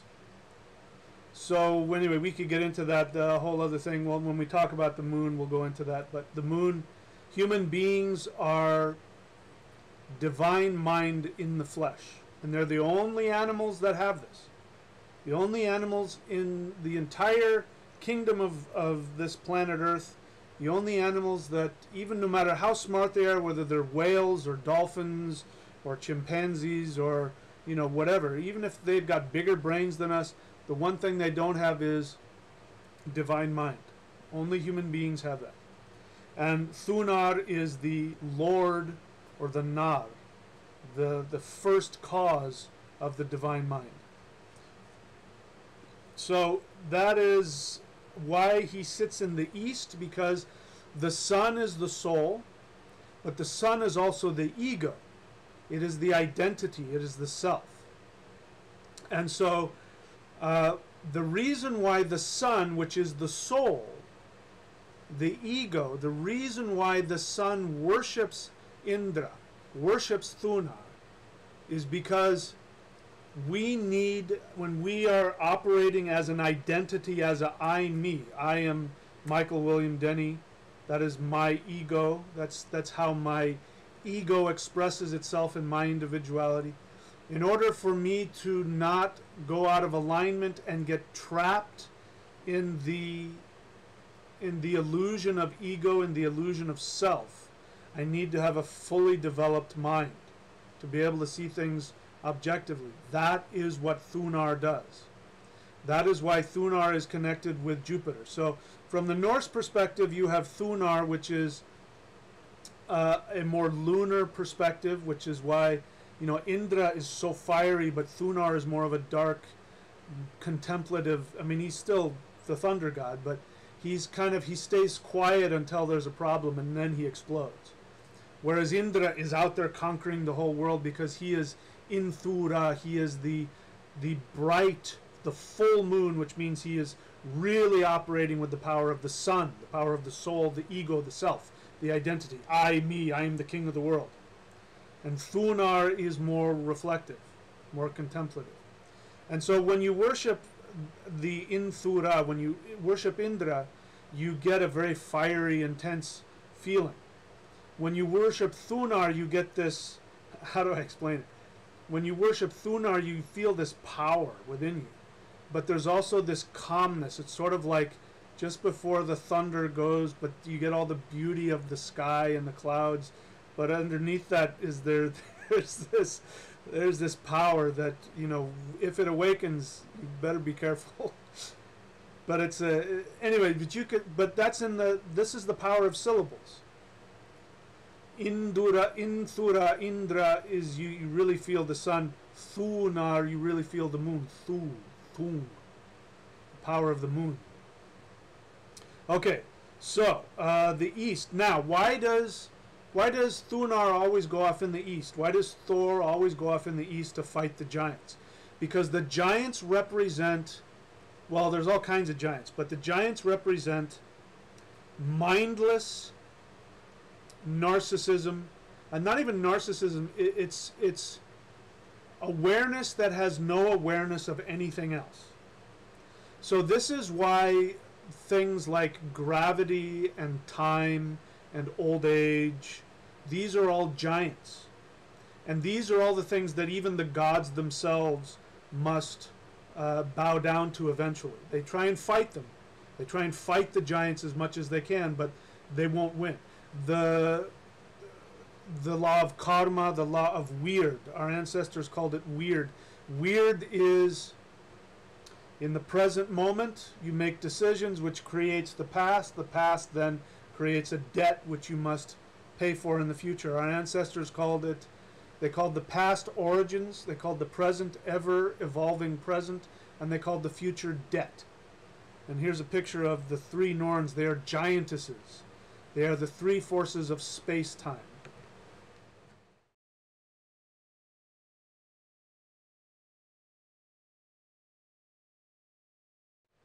These are all giants. They are all forces that are beyond the gods. They are beyond everything. I shouldn't say beyond everything, because there is things beyond them. But they are the forces that also are so vast and so enormous that they don't care about human beings. We're just these tiny little creatures. They stomp all over us. They don't care about us. Time destroys us all. You know, all of that stuff. Eventually we will succumb to the giants. But Thor is off protecting. He pushes the giants and keeps them from destroying us. The electromagnetic force of the sun, if you remember from the last time, Indra worships, the sun worships Indra. Because Indra is the electromagnetic force. The electromagnetic force is 10 to the 36 times more powerful than gravity. If it weren't for the electromagnetic force at the center of the sun, the intense gravitational force of the sun would force it to burn itself out, make it go supernova. Of course, that would take, a very long time, but in the grand scheme of things, it would go much more quickly. So 7,000 years ago, the Vedics understood that the sun needs the electromagnetic force to keep it from burning itself out. And so Indra is the king. He's even the king of the sun. He is the sun in one sense, but he's the king of it. And Thunar is also the lord of the moon, the lord of the mind, and he is protecting our minds from us getting lost in the ego, because the East is also the realm of expansion. It's the realm of the inhale. It's the realm of life force energy, which expands. That's why the giants live there. The giants are huge. Whenever I think of the East or the giant home, I think of dinosaurs. They're just like the first, real creation on the earth. They're just these huge, giant, enormous creatures that were so big. Eventually, if things keep expanding, they explode. So Thor is out there keeping these expansive forces and preventing them from destroying us. But more specifically, he protects the human being from mindless ignorance. That's why he's the protector of human beings. He protects us from the giants, the trolls, the Thurses. We could call them demons. That would be a more accurate, when the force of identity gets so wrapped up in itself, it just consumes everything and everybody around it. That's a true demon. And Thor fights that. So Thor gives us our identity and gives us the boundaries of our identity so that we can stay our identity and not let anything else destroy us, consume us, run roughshod over us, and at the same time not expand beyond our identity and lose ourselves to ego. He keeps us right in our true self. So that's why the sun, the soul, worships Indra. Because we need to understand what the true identity is. That's one of the many things that the thunder god gives us. Indra, Thunar. Okay, so interestingly enough, I'm just coming to the conclusion that if you really want to get a balanced sense of self, worship both Indra and Thunar, because by doing that you will worship the soul on one hand and the moon on the other hand. Indra empowers the soul and Thunar empowers the mind, the sun and the moon. And so you have this balance, because without the mind we can't function on this earth. Our soul needs the mind. We need to reflect the spirit. We need to meditate and contemplate the soul, but we have to have a mind to do that. And only human beings have that. Okay, so I'm going to do some more ads and we're going to go on. And if you have any questions, I will answer them. Where are my ads? Where are they?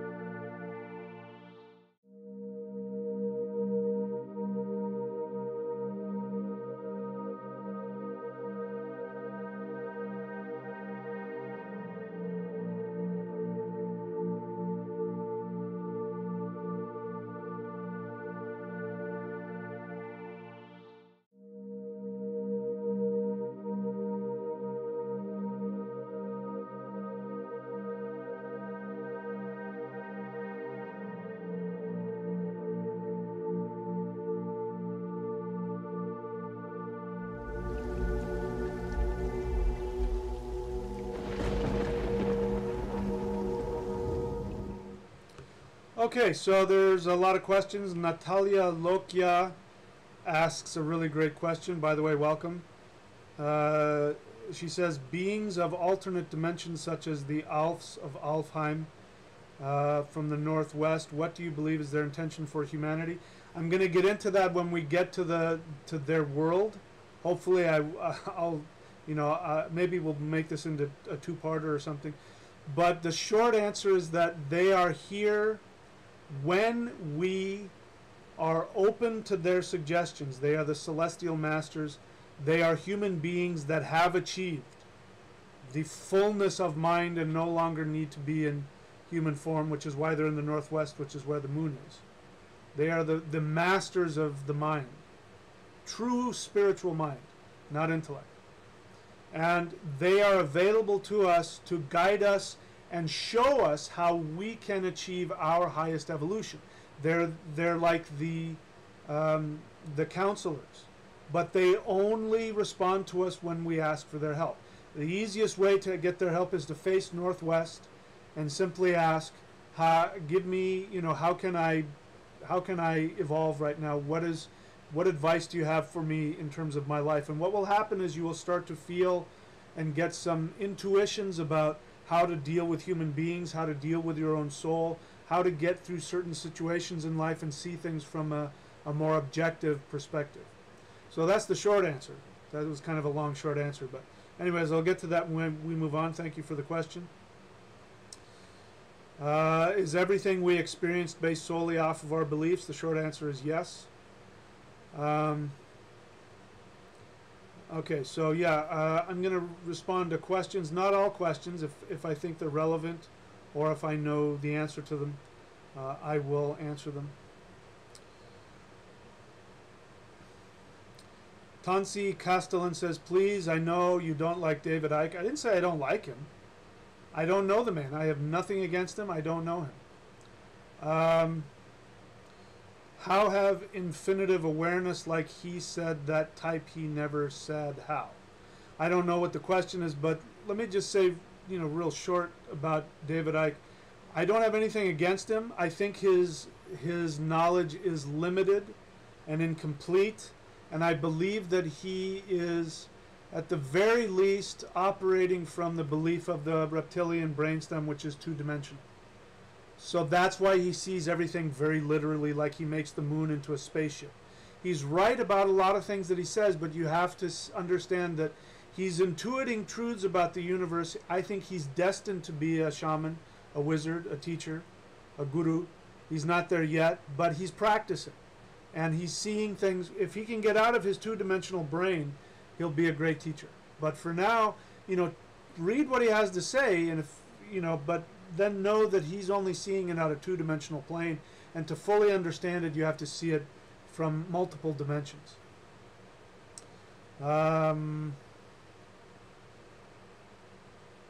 Okay, so looking for the questions.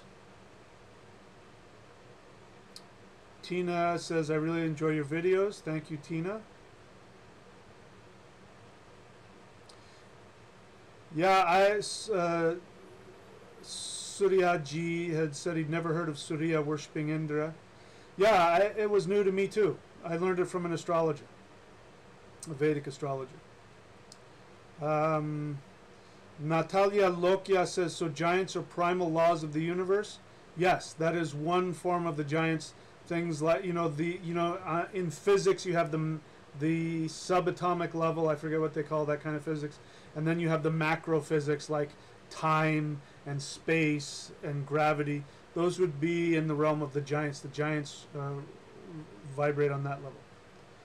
If Indra, Sirius B says, if Indra is the king of the Devas, then Surya would bow to it, right? Yes. As I said, the sun sits in the east and worships Indra for long life and the power to rule. And the original understanding, the Vedic understanding of Indra, nowadays the Hindu religion, which is a development of the original Vedic religion, they've demoted Indra as sort of a demigod, but originally Indra was the big thing. You know, there was he was the king of everything, and in fact, many of the names for Shiva and the other gods, Indra, one of his names is Shiva. So it's just a, yeah. See, so Suryaji, I don't know you, but I'm assuming you're a Hindu. That is the Hindu understanding. Indra is not the king of the Devas, not now, but in Vedic times, that's how he was seen. He was seen as the king of the Devas, but he's not seen that way now. So it depends on how you look at it. Depends on how you want to worship him. Okay, so Natalia Loka. Okay, so that's not a question.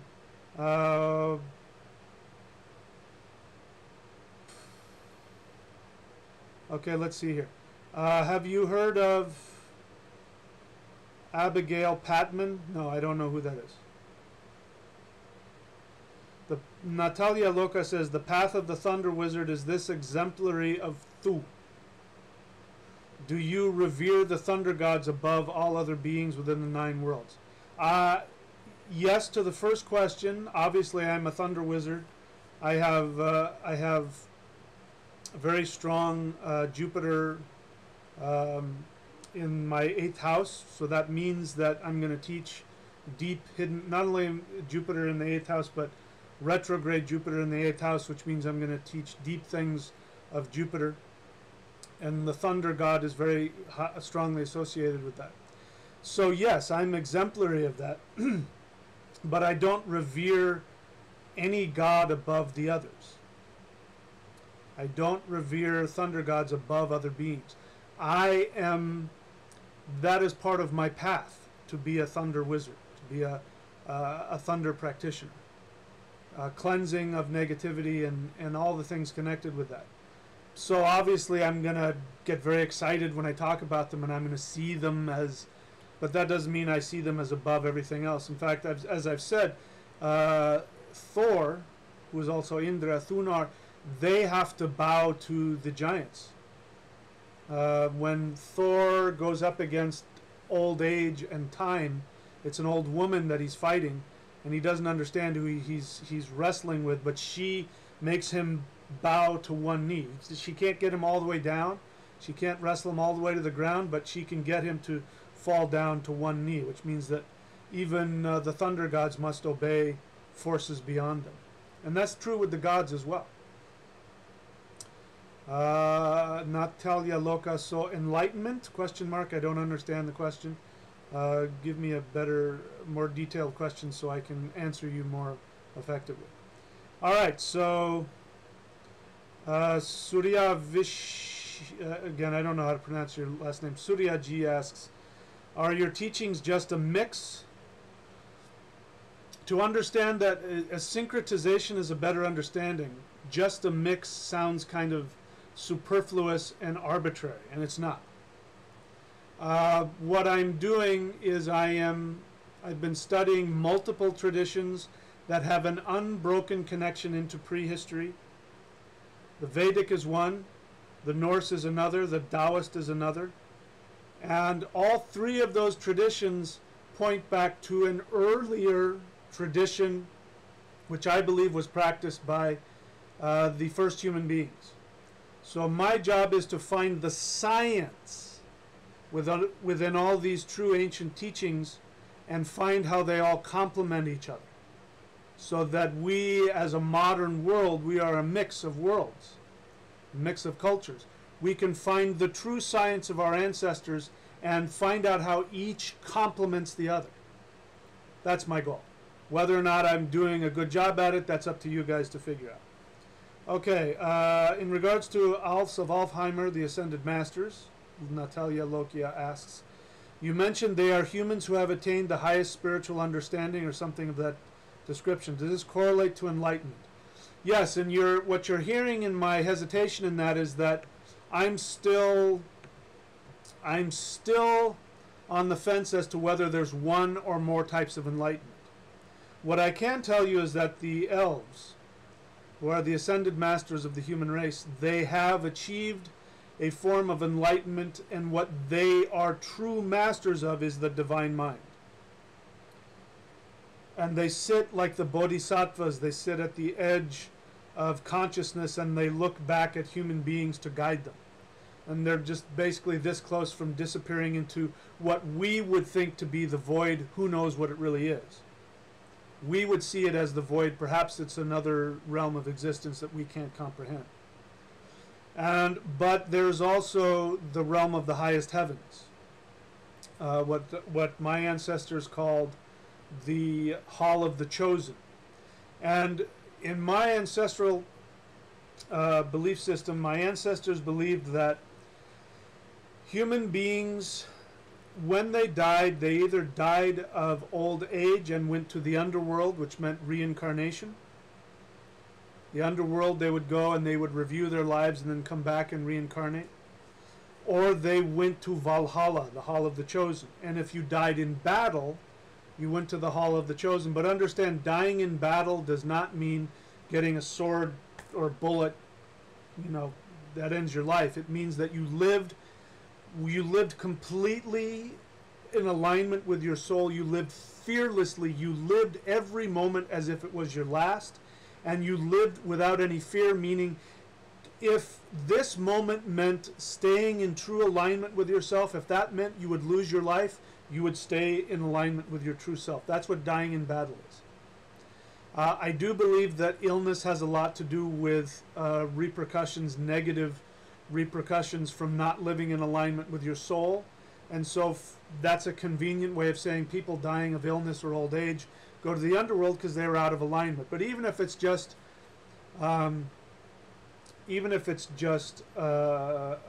symbolic, it's still the same thing. When we live out of alignment with our infinite souls, then we have to come back because we won't have fulfilled our deepest desires. It's not because we did anything wrong. It's not because we are sinful or we have negative karma.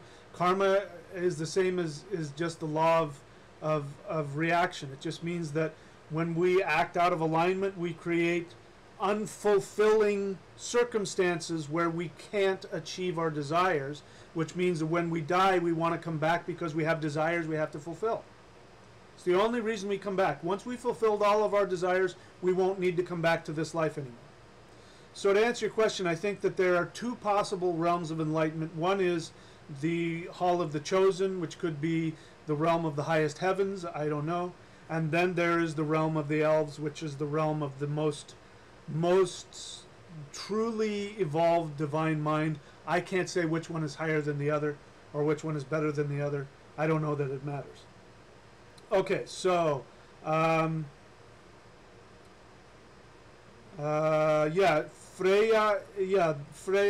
Sirius B says, isn't it that half of the warriors are taken by Freya?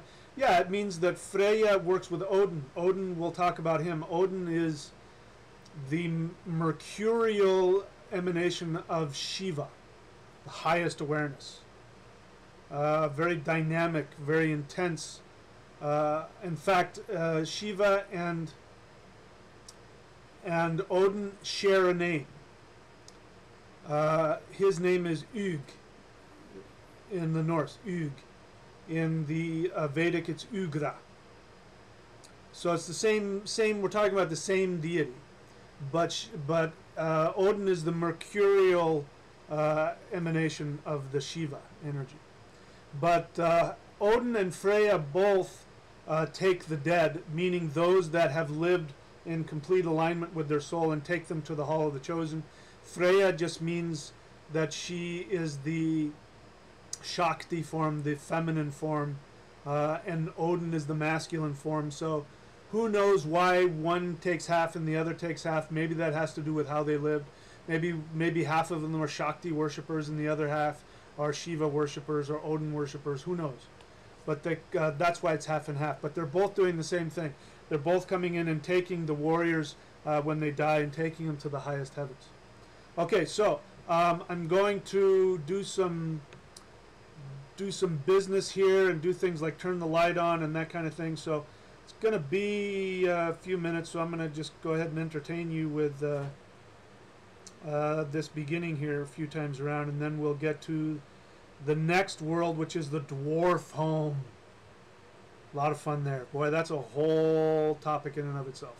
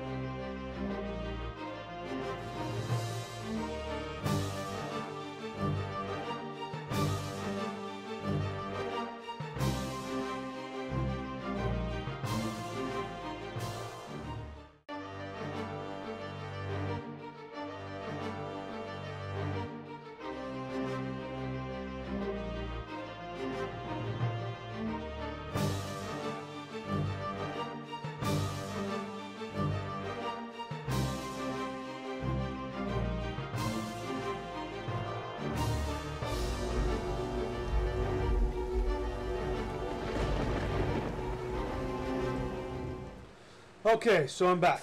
All right, so let me see if, again, any questions before we move on to the next world.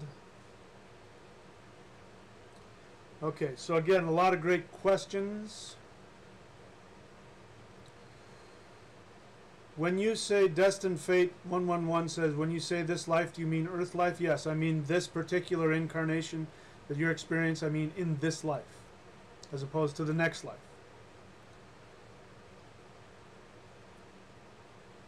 Okay, so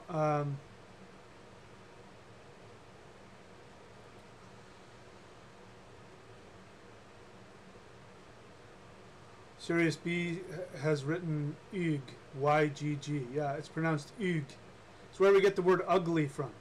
Now it means unpleasant, but it used to mean, Ygliche used to mean terrifying. So when Odin is in his form of Ygg, it means he's terrifying. But he's only terrifying to us because he is so connected to his enlightenment, his awareness. He's so empowered by that that for us in our limited form to see him that way is overwhelming and frightening to us. Same thing with Shiva. The Ugra form of Shiva is the terrifying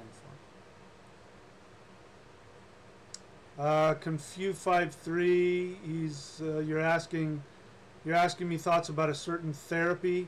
I don't do it. Don't waste your time with it. Well, look, I don't know what it is, but if it's what I think it is, don't waste your time with it. Just live your normal life. Be a normal person. Eat normal food. Drink normal food. Meditate. You don't have to, any of that other craziness, you don't have to do it. Again, not knowing what that is, if it's what I think it is, don't do it. But I don't want to mention it online because it's too controversial. Okay.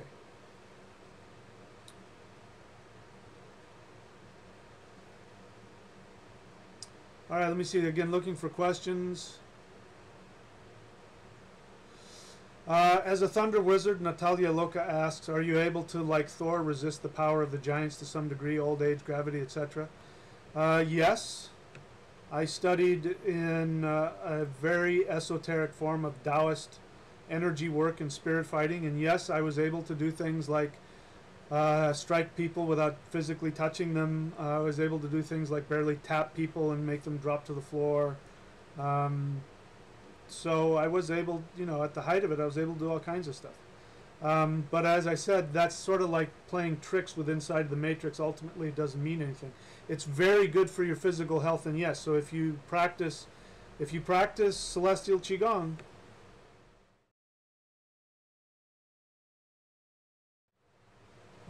there's a very good chance that you will be able to look younger. People, when they touch my skin, they actually commented how soft my skin is. That's because of the amount of energy that comes through my hands. It keeps my hands soft.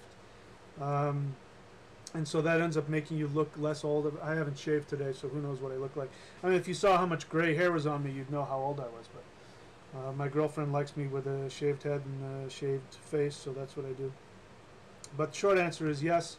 You can do all kinds of things. The life force energy, chi, prana, is very important for health. It's our body runs off of it. So I'm a big fan of that. So yeah, short answer is yes.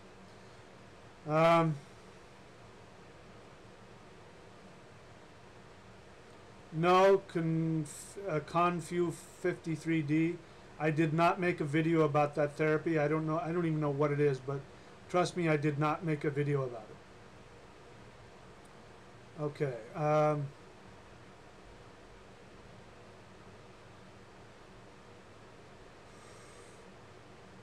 All right. Okay, so again, looking for questions. I didn't see any, so we're going to move on. Again, if I didn't answer your question, it's either that I don't have the answer to it or I don't think it's relevant to the subject. It's nothing personal. Don't take it personally. All right, so we've gone through. Remember, we're going in a clockwise direction, starting from the north. We went from the north, the northeast, the east. Now we get to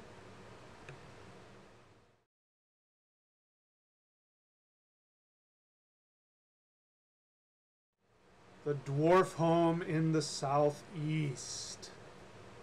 the dwarf home. This home in the southeast is called the human gate by the Taoists. The human gate. And I have definitely come to the conclusion that the southeast is, when it comes to the humanity of humans, what makes us human, it's in the southeast. So the planet associated with the southeast is Venus. And so this has a strong connection to what we call the terrestrial deities, the deities that live in time, what my ancestors called the Vanir, what the Vedics called the Asuras. But even so, the Asuras was the original name for the gods, but they somehow switched it. They switched it. The word for divine that we have in English is the same word where they get Devi, Deva. But originally the gods were called the Asuras, which means the powers. And so our ancestors, the Norse, because they're also Indo-Europeans, they come from a same tradition, maybe even a little bit older reflection. They call the gods the Aesir, the Os, the As. But that's what the gods are the powers. But then you have the terrestrial deities, the Vanir. So the word Venus in Latin was actually pronounced Venus. And so human beings have a very strong connection with the terrestrial deities, with the deities of pleasure, the deities of physicality, the deities of fertility, the deities of magic, of time and space. But we have our own little special home. Now, the home of the human beings is in the middle. But if there's one place that if we had to go to feel most at home, it would be the southeast. Because that's where the humanity part, the human part of us, that's where it comes from. And so the dwarves are the masters of magic. If you know, in Norse mythology, all of the gods have their powerful weapons are made by the dwarves. The dwarves have the power to manifest reality. The dwarves, according to Norse mythology, in the beginning of the universe, the celestial deities, the Aesir, the Devas, they said, let us, how is it said? Let us manufacture from basically from life force energy. They used another word, poetic word, but they meant life force energy. So the universe is made up of life force energy, which has consciousness. Everything in the universe has consciousness in it. And so the celestial deity said, let us create dwarves from life force energy and let's make them in humanoid form. Didn't say that they made humans. They said they made them in humanoid forms, like humans. So, in fact, in the Norse mythology and the stories, if you were to look at a dwarf and a human being, you wouldn't be able to tell them apart. So dwarves aren't little tiny creatures. Dwarves are humanoid in appearance. They think like humans, which means they are emotional beings. Now, on the southeast, you have the emotions. On the northwest, you have the moon. The highest vibration of the human mind is the moon, and that's why the elves are in the northwest, because they are not trapped by their emotions. They still have emotions, but they have purified them into their objective mind. True moon, true man. Moon means man, man means mind. The word for human is man. In the Vedic, it's manas, which means mind, and there's another word for the first human, which also has man in it. I forget what it is in the Sanskrit. But man means mind, which means human beings. Human beings are nothing without their mind. It's the only thing that makes them human. You take the mind away, and all you have is raw emotions. And that's what the dwarves are. The dwarves are not physical beings, by the way. They are not physical entities, they are emotional entities. And the way that you become a human being is you are first an emotional entity in the universe. that then gets its own awareness. That awareness then becomes a lower self, which means that you have been somebody's subconscious and unconscious mind. You've lived in the unconscious mind of another human being before you became a soul.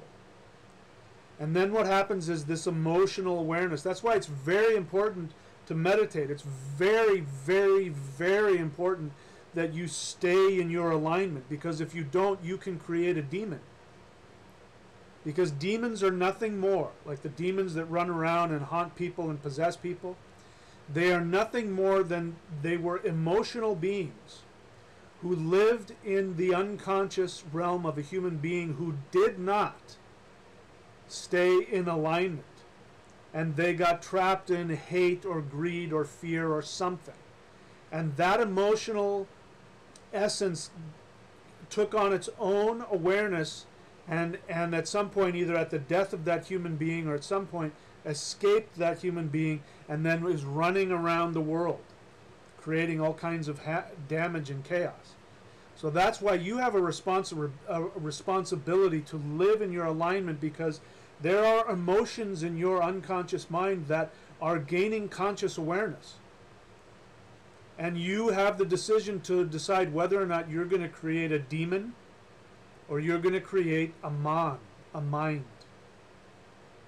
So you have, that's why there's a lot, there's a lot to pay when you walk out of your awareness. There's potentially a lot of negative consequences for that you're going to have to make up for. So, I used to be, people are talking about superpowers. I used to be what do you call those things? An exorcist. I didn't choose to do this. It's just something that happened. I was walking down the street one day, and a possessed person came up to me, and the coming in and out of the demon would come forth, and then the person would come forth, and they say, "I know you can help me." And so, without any training, here I am doing an exorcism on somebody. And then that just kept happening. I kept running into people. So for all I know, those demons I was casting out, they may have been, when I was in a past life, when I walked out of my integrity, I may have created those demons. Who knows? And by casting out those demons, I was allowing that emotional thought form to then be reconnected to the source so it could align itself and try over again. So again, being an exorcist, I found out real quick being an exorcist was no fun. I didn't take any pride or pleasure in it. I wouldn't do it now. In fact, when people come to me now and they're possessed, I tell them to go see a psychotherapist. I don't want to deal with that. Because that's the only way to, by the way, to get over demon possession is you've got to work through your psychological issues. Even if somebody like me can cast the demons out of them, if the person doesn't go face their fears and deal with their unconscious emotional psychiatric issues, they'll just become possessed again. So this is, again, the southeast is the realm of the dwarves. The dwarves are emotional beings. It is our emotions that creates everything. And it is the emotions of the dwarves that have created the entire earth. And it's what creates everything, and it's what gives us magic. So somebody again was asking me, did I have powers to... Yeah, I had all kinds of powers, but that was like the powers of the dwarves, to be able to touch, hit people with life force energy without touching them, that sort of thing. That's kind of like a dwarf power. It's a lot of fun, but you can get trapped in there. In fact, both of my teachers who taught me are trapped. To my knowledge, they're still trapped. They're trapped. They're crazy. They're totally crazy. Because they're drunk with all the life force power energy that they have. They're totally drunk with it. And they're nutcases and really cruel people to be around. Now, maybe they've evolved since I haven't seen them in years, so who knows. But last I saw them, that's what was going on. They were total nutcases. So this is why with our emotions we have to have man. We have to meditate. As it so happens, both of those guys, neither of them meditated. They didn't like to meditate. And I found out that if I didn't meditate, the intense amount of life force energy that I had in my body, if I didn't meditate, I started getting really, really uncomfortable and really crazy. And the only thing that actually brought the energy into my body and grounded it was meditation. Even just deep breathing, just breathing deeply and focusing on your navel, it's extremely important. That's why I just pound away that you have to meditate. If you can't sit and breathe and meditate, then do a mantra. At least have something so your brain has something to do. But meditate. Because when you meditate, then you gain the power to intend your reality. And this is where you become a true master, a true wizard. People talk about escaping the matrix. The way to escape the matrix is to be able to intend your reality. When you intend your reality, nobody will ever know you did it. In fact, you won't even know you did it. There's that physics experiment that you've heard me talk about in the 70s where they were trying to find out, is light a particle or a wave? And what they found out in that experiment is that light acted as a particle or a wave depending upon the intention of the observer. If the observer set up the experiment to see if it was a wave, it was a wave. If they set up the experiment to see if it was a particle, it was a particle. They repeated that experiment just recently in Australia, but with a lot more high-tech equipment. And not only did they come up to the same conclusion that light acted according to the intention of the observer, but after it passed through whatever the experiment was, I forget how it went, but whatever, light had to pass through something, and how it expressed itself on the other end of that told you how it was. What they found out is that light went through and it hadn't decided what it was yet. When it got to the other side, it then decided whether it was a particle or a wave, and then went backward in time and justified it so that you could see, oh yeah, it was a wave the whole time. Oh yeah, it was a particle the whole time. Meaning that when you have the ability, when you have mastered this southeastern area, when you have mastered true meditation, you can intend your reality, your dwarf nature. Your dwarves will literally go out and build that reality for you, and then justify it as though it was always meant to be that way. You ever notice that? Like when something miraculous happens, you know something miraculous happened.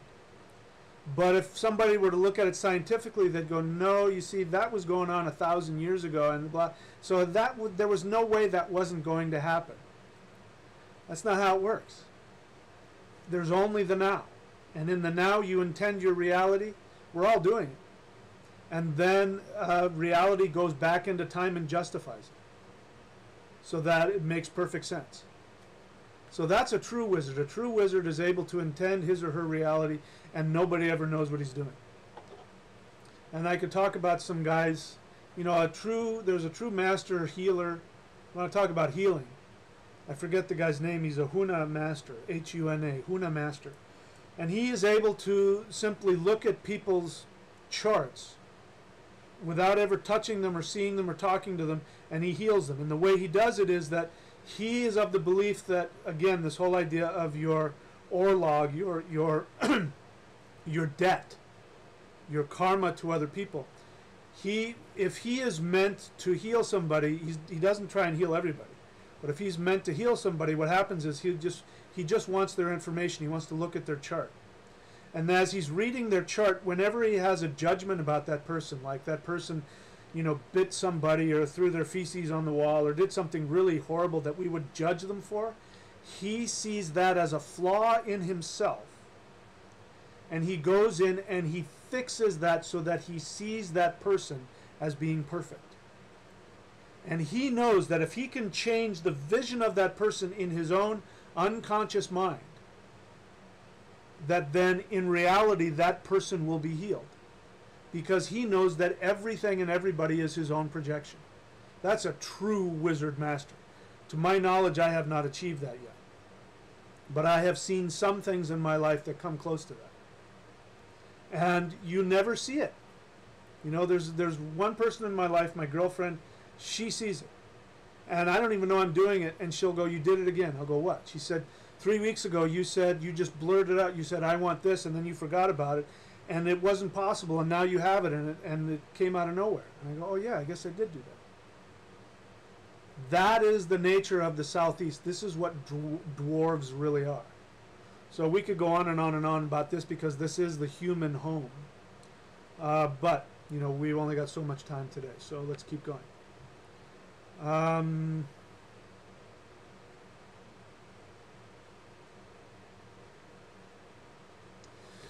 In your experience, Natalia Lokia asks, in your experience, do dwarves of the Svartalfheim, which means dark elf home in the southeast, which is the dwarf home, and the Vanir of Vanaheim in the west have much to do with each other through elements?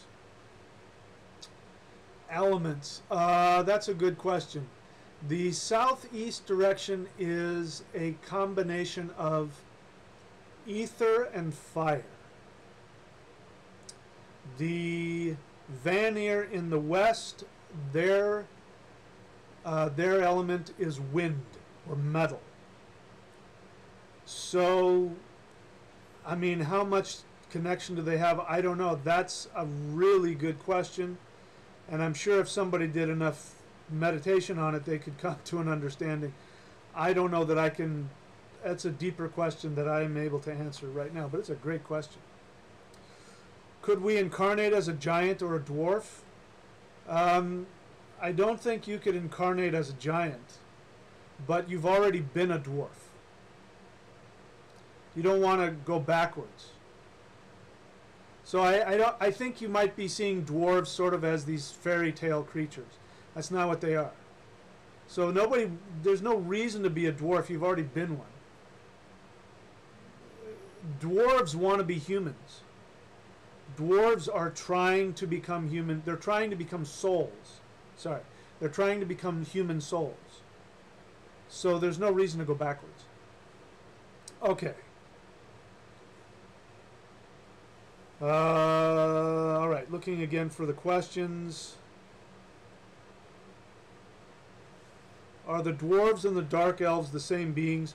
That is a really good question, Sirius B. I used to think so, but I always felt uncomfortable when I would say yes. And I've actually come to the conclusion that dark elves are not dwarves. They are elves that have traveled to the dwarf home, and they act as guides for the dwarves. Because that's what's happening. The dwarf home is looking towards the elf home. It's looking from the southeast to the northwest, so the dwarves do obey the elves. But dark elves are elves that have a real affinity for dwarves, and they come back into dwarf home and they guide us through our emotional state. So they're dark in that they're into like dark magic, but that just means it's just magic in the realm of life force energy. It's only dark if you use it for negative, selfish, destructive purposes, or if you're trapped in illusion. But we all do magic all the time. We're all using our emotions to create magic all the time. So the short answer is I believe that there are light elves and dark elves. They are different. They're both elves. One deals directly with the dwarves, and one deals with the dwarves, but more specifically with human beings. So that's another realm that deserves deeper understanding. Okay. David Weaver says, my friend who is a Norse shaman claims that the gods and goddesses of the North Germanic tradition are Pleiadians. Is this true? I don't know. I mean, I do say that they're celestial gods. Maybe they are. I've had people say who have practiced my Celestial Qigong DVD.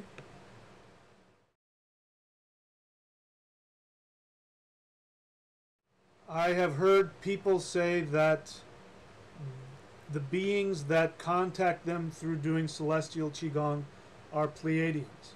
And that would make perfect sense because the dwarves, which are life force energy beings, when you do Qigong, you feed your dwarves and you align them, and they take their direction from the elves. It would make perfect sense to me if you're doing this Qigong, which aligns you with the celestial masters who are Pleiadians. I am totally open to that idea. I don't know whether it's true or not, though. Okay.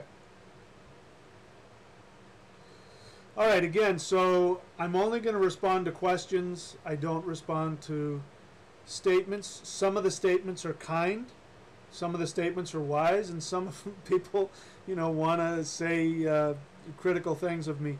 I don't respond to any of those things, so the best way to interact with me is with a question. If you want to, saying nice things, I may respond to some nice things, but when people want to criticize me, I don't respond to that. So anyway, I don't see any more questions, so let's move on to the next world. So the next world is the fire home.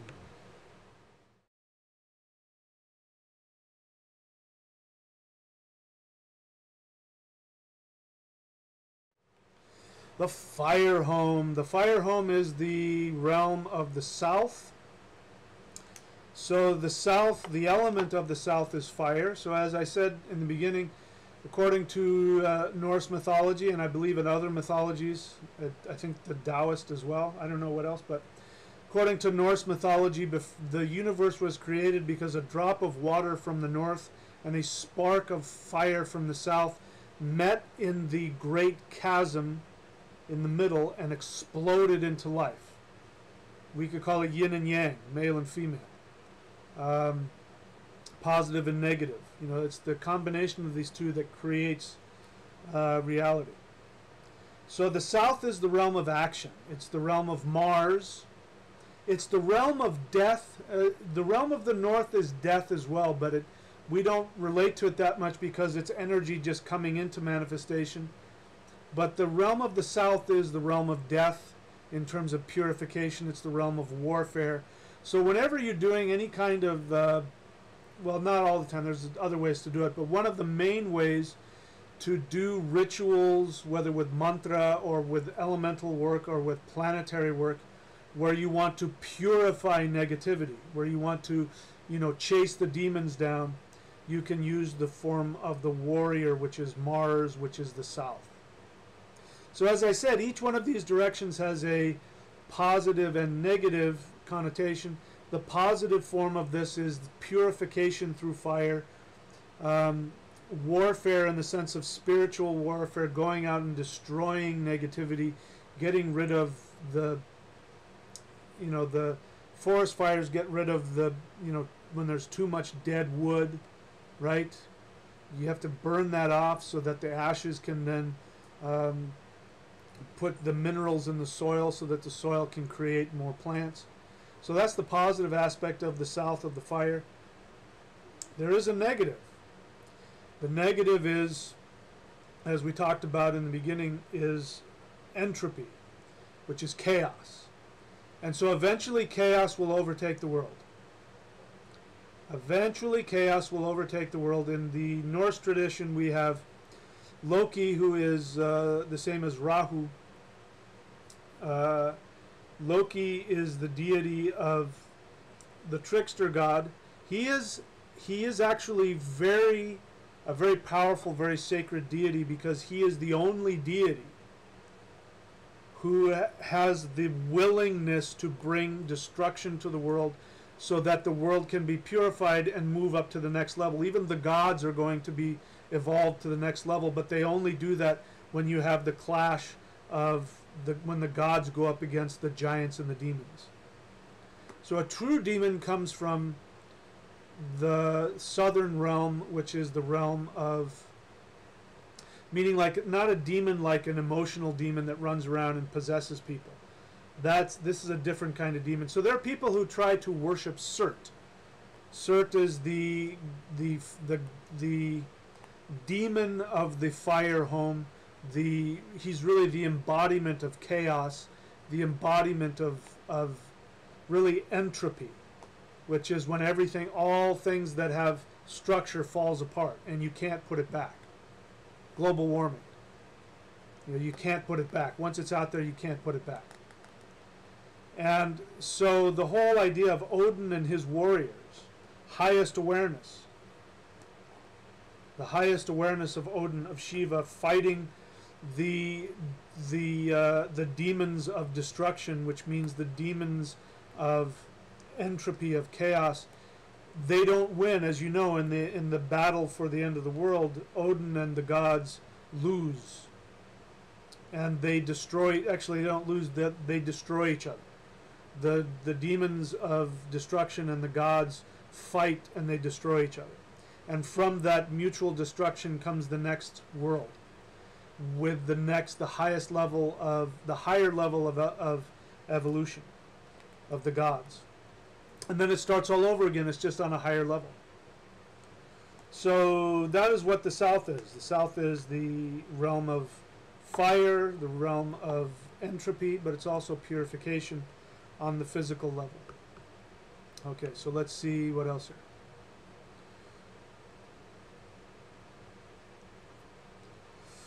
Okay, so Kung Fu 53D asks, first he gives out a statement, which isn't a question, so I'm not going to read that. What do I think about the Anunnaki? The Anunnaki, this is where I think that David Icke is again out of his understanding is limited. He's turned the Anunnaki into this whole alien blah blah blah thing. It's not. That is just simply listen, anybody who follows that Anunnaki stuff, go back and read the original mythology of the Anunnaki. Go back and read the Mesopotamian mythology. When you compare that to other mythology like Taoist and Vedic and Norse, it's no different. It's just mythology. Now, mythology is the ascended masters and the gods teaching us through symbolic truth. But when you try and see it in a two-dimensional form, you lose all of its meaning. So the Anunnaki are no different than, again, I have to read that and be an expert in that mythology to really claim what it is. But I'm assuming that you're coming from that David Icke perspective, and I think it's very limited. I think he reads too much literally into it and doesn't understand what the gods are trying to say through that mythology. So someday I'll go in and I'll read that whatever that is, that Mesopotamian mythology, and when I have an understanding, I will get into that, but I don't know enough about it, to get honest, other than to say it is mythology like any other mythology. So get rid of all that other crap. I mean, do what you want, but in my estimation, that understanding is very limited. All right, Natalia Lokia asks, in your experience, without being insensitive to either sex, would you align masculine with the positive or the negative, and for the feminine, Muspelheim or Niflheim? That's a good question. So yes, when we're talking about sex, meaning gender, we are being very general. So everybody is an individual, and so when I talk about this, I'm talking about this thing on a very general scale. So nobody get their underwear in a knot here about this. The north would be feminine, the south would be masculine. Fire is masculine, water is feminine. Expansion is masculine, contraction is feminine. These are all generalities. So again, like I said, the yin and yang is positive and negative, male and female. But these are energies, and generally speaking, most males are more masculine, have more fire in them. Most females, generally speaking, have more water, more feminine. So, but everybody's an individual, and of course, when you start looking at an individual, then things can be different than that. Okay, so I hope I answered your question. Moving on.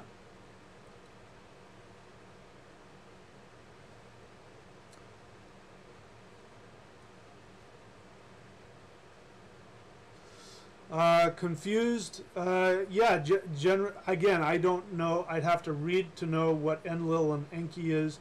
I know that they're gods of the Mesopotamian tradition. And so, again, I'd have to look at it to really know what it was. Yeah, so they're gods that came from heaven to earth, all that stuff. Yeah, same thing as with Norse, Vedic, Taoist, same kind of idea, yeah.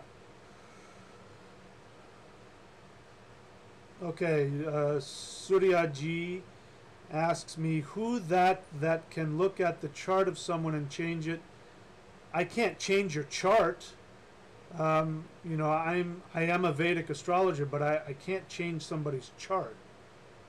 What I do when I do a reading is I'm telling people what the main planets are that are working with them.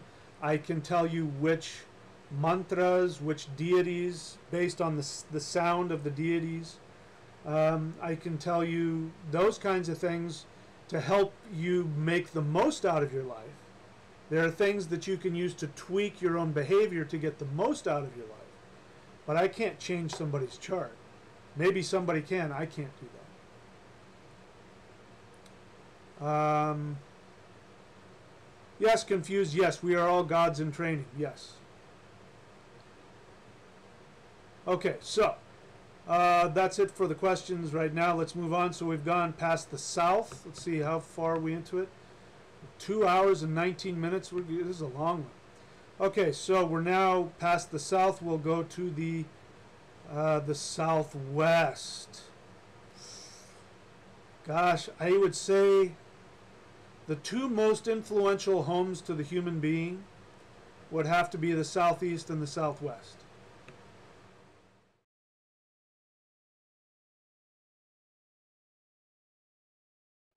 So for those of you who are new to my channel, let's just get some verbiage out of the way. The word hell, H-E-L-L, was stolen from by the Christians. It was stolen from the original religion of Northern Europe. And the word hell does not mean a place of eternal punishment or torment. Everybody who is in a meat bag, who is a human being, you have been in hell many, many, many times, and it is not always a place of punishment. It is simply the underworld. In the human being, it is the unconscious mind. So the dwarves live in the subconscious mind, but in the unconscious mind is where our demons live. All of those things that frighten us, our unresolved conflicts, our deepest emotional attachments, our attachments and our illusions from past lives that we carry with us, this is in our unconscious mind, meaning we are not consciously aware of it, and we don't want to be. If we were made conscious of all the stuff in our unconscious mind, we would go crazy, and that is what happens. That's what, like, people who are schizophrenic, they can't differentiate between their unconscious mind and their conscious mind. People who have major problems, they can't keep their unconscious mind where it belongs. So there is an actual realm of that when the soul is finished with this life and you have lived and you have not achieved all of your desires, which is pretty much everybody. There's just, enlightenment is not that, although we're all getting there. We minimize enlightenment, we trivialize it, but I don't know anybody, maybe you do, I don't know anybody who has achieved everything they've wanted in life. I'm working at it as hard as I can, and I'm doing the best I can, but I fall out of my alignment, and maybe I won't anymore. God's willing, I'll live the rest of my life in true alignment with myself. That is my hope. But I have definitely fallen out of alignment even in the recent past. And that's what causes, that's because of unfulfilled desire. All of our illusions are based on unfulfilled desires. And what Rahu does, what Loki does, what the Southwest, what we're trying to find out is, what are desires that are impossible to meet? Addiction. Drug addiction is a desire. Once you get it, you can never achieve it.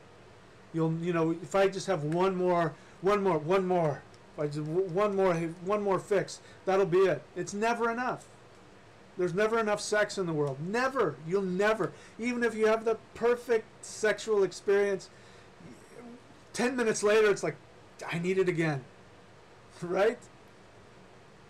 There's never enough of those things. So we have to decide what are the desires that can be fulfilled. You know, I'm walking this tightrope with surfing, because surfing is an addiction.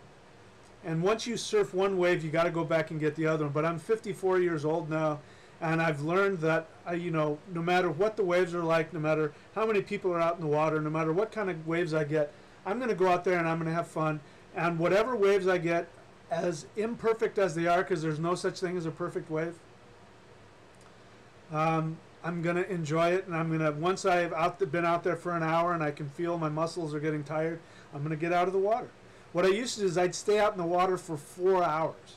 And then I couldn't get out of bed for 2 days because I was so sore. I couldn't move my shoulders, my back. I was so sore from paddling, all the paddling. That's what the hard part about surfing is paddling. Paddling your board through those waves, crashing at you. So we have to find out what we can achieve, what we can accomplish, and what we can't. And what desires truly fulfill us. And when you meet your desires, you will experience a fulfillment. When I do these podcasts, I mean, I you know, listen, when I'm done with this, I'm okay if I never do it again. I love doing it, but I have no need to, you know, I don't, anyway. But I keep doing it because every time I do it, it keeps me fulfilled and satisfied. But I'm perfectly ready for this one to be the last one, if that's it. But when I feel the desire and the desire to connect with you, to connect with the gods, and to have this energy flow through me, I'm going to keep doing it until I run out of that need. But that's a desire that is connected to my soul. So this is what the Southwest is about. Southwest is about finding out what your true desires are and then working through all the illusions and the fears and all of that. So let's talk about the afterlife a little bit, because as I've said, just about, you know, listen, if you want to achieve enlightenment and never be incarnated again, one of the things that has to happen is you have to not need to achieve enlightenment, to achieve moksha, to achieve liberation. If you're like, I have to achieve liberation, you are guaranteed to come back. Guaranteed. One thing that spiritual people forget is that you cannot take life too seriously. You can't take your spirituality too seriously. So this is a ghost door, what the Taoists call a ghost door. I talked about the Northeast as a ghost door because when you get when you're too superficial about looking at religion, like the gods, when you worship the gods, then you can become a dogmatist, and you can, you know, cause, you know, religious wars, and then that's where the demons come out. That's a ghost door. It opens the door to the demons. So that's why we put altars in the Northeast, because we want to keep that place. We want to make sure that you know, that door doesn't get opened. You know, like in the Game of Thrones, you remember they went through the mountain, they came out the other side, and their army of the dead was coming through them. That was like going through the unconscious. And they came out the other side, and they had that one guy that had to hold the door. That's kind of what Thor does. He holds the door closed. But there's a door there. There's a back door. Asgard has a back door that goes straight into Helheim. And we got to keep that door closed. And we do that through worship. True worship. Not crazy religious dogma stuff, but true worship keeps that back door to Helheim closed. The front door, you know, we walk through that front door when we work on ourselves, when we go see a therapist, when we talk to a spiritual counselor, when we, you know, especially when we do ritual where you set up an altar and you put, you know, flowers in front of the deity, and you do a mantra, or you do a chant, or you whatever it is. That works with the unconscious mind. That is the most powerful way to change your unconscious, because mantra and ritual is all about coded messages that get into your unconscious mind and pull apart all of your emotional attachments. That's why you can spend your whole life saying positive affirmations. I'm going to be rich, I'm going to be happy, and then nothing changes. You have to do ritual. You have to do things like mantra and chanting and altars and all that kind of stuff. Otherwise, the unconscious mind doesn't get its medicine. It's one of the problems with modern society. We don't do ritual anymore. Our ancestors did ritual all the time. All the time. There was always a temple. There was always a priest in the temple doing libations and fires and mantras and chanting and blah and reading scripture. You have to do that for the unconscious mind. Otherwise, it gets clogged with all kinds of garbage. So that's why the Southwest is a demon door as well. But it's our demons that come out. So it's very important that we do worship. Very important. Anyway, okay, let's see if there's any questions about the Southwest, the realm of the underworld.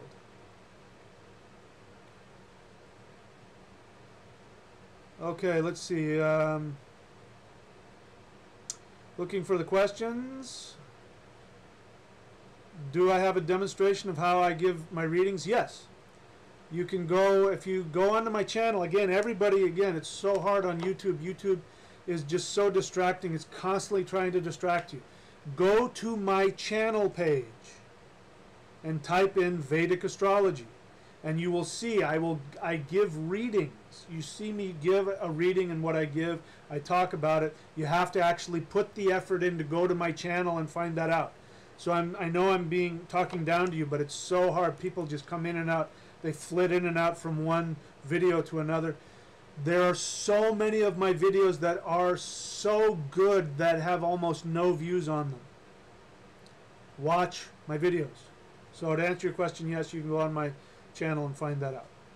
Okay, Natalia Lokia says, do our unfulfilled desires follow us from Helheim and back after reincarnation? Yes, that's why you reincarnate. Only you choose to reincarnate. Nobody chooses it for you. This is one of the things that's wrong with the whole flat earth thing. You know, I know you don't necessarily believe that, but the whole flat earth thing, and that there are evil archons, false beings of light who are telling you you have to go back, your time is not done, and they're lying to you so that they can suck the life out of you. No, nobody makes you come back. Nobody. You choose to come back. This is how powerful desire is. Maya, illusion, the feminine, creation, manifestation. It is so powerful. But it is desire. I mean, it's very clear in the Vedic scriptures, it's very clear that the mother of the universe, she is desire itself. So when we have fulfilled our desires, we won't want to come back. We won't need to come back. But when you die and you go into the underworld, what happens is you look at your unfulfilled desires and you feel all the pain, and you go, I got to go back. I got to have that. I got to be a skydiver. I've got to be a whatever it is. I have to be president of the United States. God's help any of those guys who become president of the United States. Holy crap, who would want that job? But if you have a desire, you have a desire. You have to fulfill it. It's the only reason we come back is because we want to. Okay. We still have delusions after reincarnation. Yeah, so the delusions are all surrounded your desire. So the idea is, again, the way I teach this, if there is such a thing as desire, what's most important is that you live in alignment with your soul and you fulfill your deepest soul desire. And that is the lesson of life, is to find the difference between the unfulfillable desires, our attachments, our obsessions, our addictions, and our deepest true desires. And we will always fight with those two things. As long as we're in the flesh, we will always fight with that. And when we finally get to that place where we get it and we figure out how to live from our deepest desires, then we will leave this life and we will go to Valhalla or Elfhome or wherever it is. Wherever the highest heaven is, that's where we'll go. You know, I'm of the conclusion that there are multiple heavens from this world, and then it's just, you know, there are just so many choices. We'll just be done with this one. And then we'll move on to some other some other, video game, on some other level of existence. Okay, so Surya G says, I've got a question. How much longer is this live stream? It's 4 a.m. I have to rest. Surya, you can go to bed, because when this is done, it will be recorded, and you can go back and watch it. So I don't want to keep you up. Please go get your rest.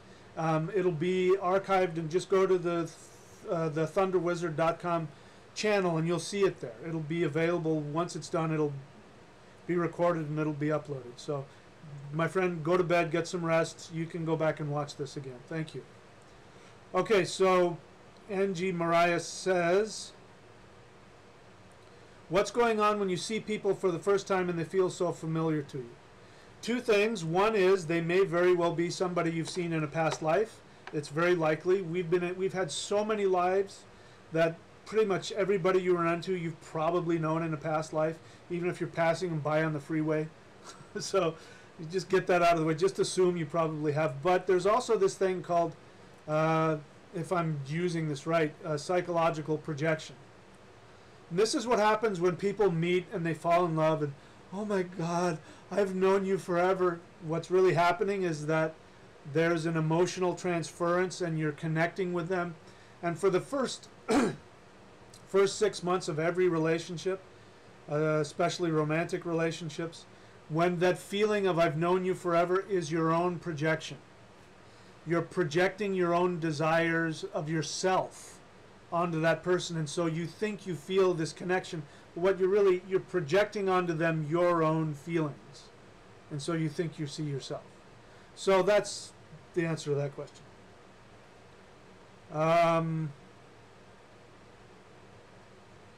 Confused says, isn't the way to break barriers and face fears, isn't the best way to go create your desired experience? Well, yeah, I'd say that's a pretty good way of putting it. Would one not need to break subconscious blocks from... Well, that's the thing. Your deepest desires, this is the lesson. This is it. This is all life is about. What I'm going to say in the next few paragraphs or whatever is the most important thing. If you can master this, you don't need to do anything else. When you go after your deepest desires, what will guaranteed happen is that you will bump into your unconscious psychological issues that will revolve around, should I do this thing or should I do what somebody else wants? Should I do this thing or should I be righteous and good? Should I do this thing or should I go after the person who will make me safe? I did this in my marriage. We all do this. I married my projection of my mother. We all do this. Men want to marry their mother. I don't understand how women do it. I don't know if they're seeking their father or their mother or whatever, but I can tell you men always want to marry their mother, whether they admit it or not. And so if they've had bad experiences with their mother, they're going to have bad experiences until they get tired of that, and they're going to go, why do I do that? Well, that's what I did. My ex-wife was a projection of my mother. And I came to a point with that. The reason why my marriage fell apart was that I was miserable and I was being the good husband, and I thought it was my duty to make her happy. I thought that my purpose in life was to make her happy. And the more that I denied my own desires and tried to make her happy, the more physically ill I became, the more unhappy I became. I gained a lot of weight, all kinds of stuff.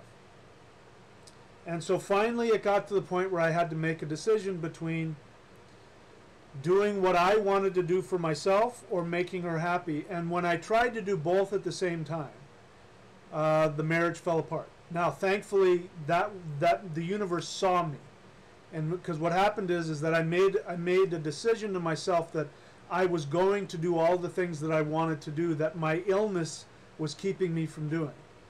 And my illness was my body fighting me because I was pleasing another person instead of myself. I wasn't being my true self. And so what ended up happening is that I had to make a choice. Do I follow my deepest desires or do I leave this marriage?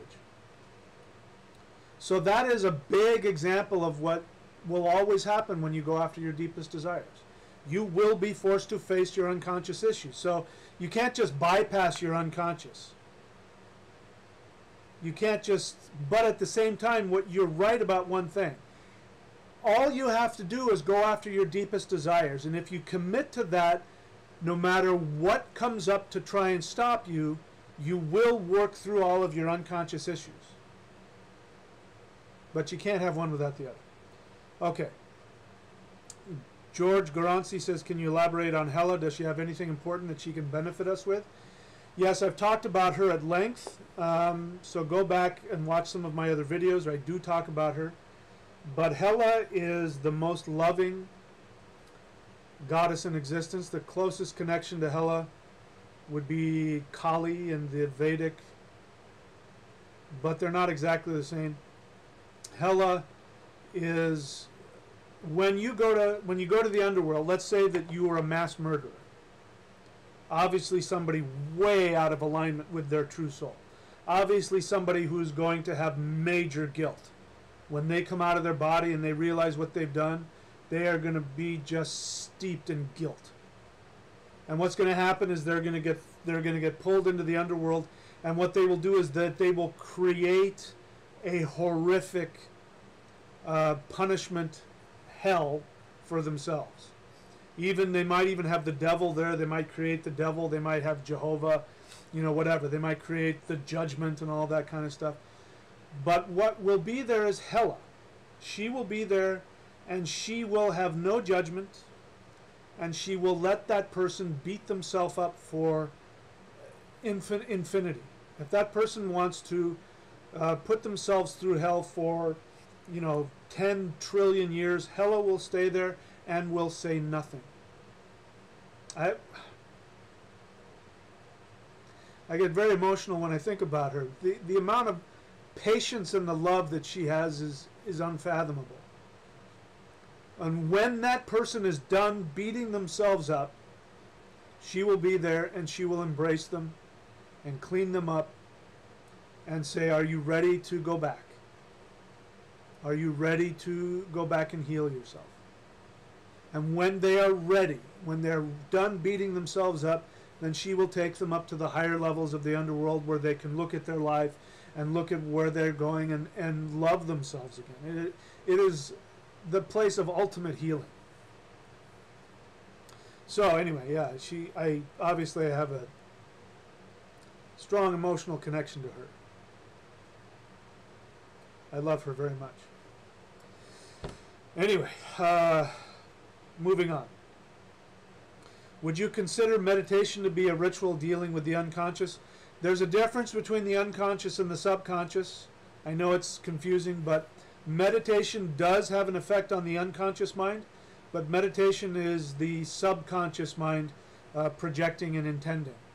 Ritual is the best way to deal with the unconscious. Meditation is how you deal with the subconscious. So we could get into that, but that's a long question. The number 9, yes sir. The 9 worlds are 3 times 3, which is weird. The way of weird, the power of weird, the law of weird is that living in the present you create the past, which creates the future. Space-time is weird, the number 3. When you times it by 3, 3 times 3, you end up with 9. That's what creates all the 9 worlds. Very deep subject. We could talk about that for hours and hours. Let's see. Yeah, so Angie Mariah says she's been to my website a few times. Very good, thank you. Go to, my website, thunderwizard.com, is my advanced shamanism course. I teach a lot of things there. But also thunderwizard.com, the YouTube channel, Thunderwizard, DOTCOM, the YouTube channel, also has a lot of videos on there as well. So please make use of that.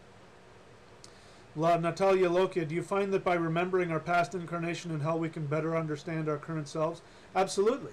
And I think, we've had so many lifetimes that we really only remember the ones we need to. It would be impossible for us to remember all of them. The ones that we've resolved You know, it's like passing a course. We don't even remember that course. We remember the ones we need to remember that are still influencing us. So yes. Around now in Germany, it's 5 a.m. here, but I'd rather stay because, oh, thank you, sir. Confused, sorry. Okay, again, I'm looking for the questions. Alicia Cole, does hell clear karma? Yes. Absolutely. Do you have to visit in the, do you have to clear it in the physical realm? You don't have to clear it in the physical realm, but it's ideal. As I understand it, there's only, well, no. According to some Vedic teachers, there's only 3 sins that cannot be erased in this lifetime. One is rape, one is killing your teacher, and the other one is gambling. So again, whether that's true or not, I think at the very least that's a symbolic thing that means a lot. But yes, I recommend clearing it. Ritual clears karma in the physical realm. It clears up your karma so that you can act in alignment with yourself to clear up your karma in this. But yeah, if you don't clear it up in this life, you are going to have to clear it up in the next one. Okay. All right. Confused says, what is hell? Hell is the goddess Hela. Hell is Hellhome, which is the underworld. Before Christianity, our ancestors believed in an underworld which they called hell. The Christians hijacked the term hell and used it for the place of eternal punishment of Jehovah. It's not. 2 completely different things. Okay, let's move on. I know I've been on for a long time. I'll try and get through all of the 9 worlds as fast as I can. I've gone through Hellhome. Now let's go to the realm of the terrestrial deities.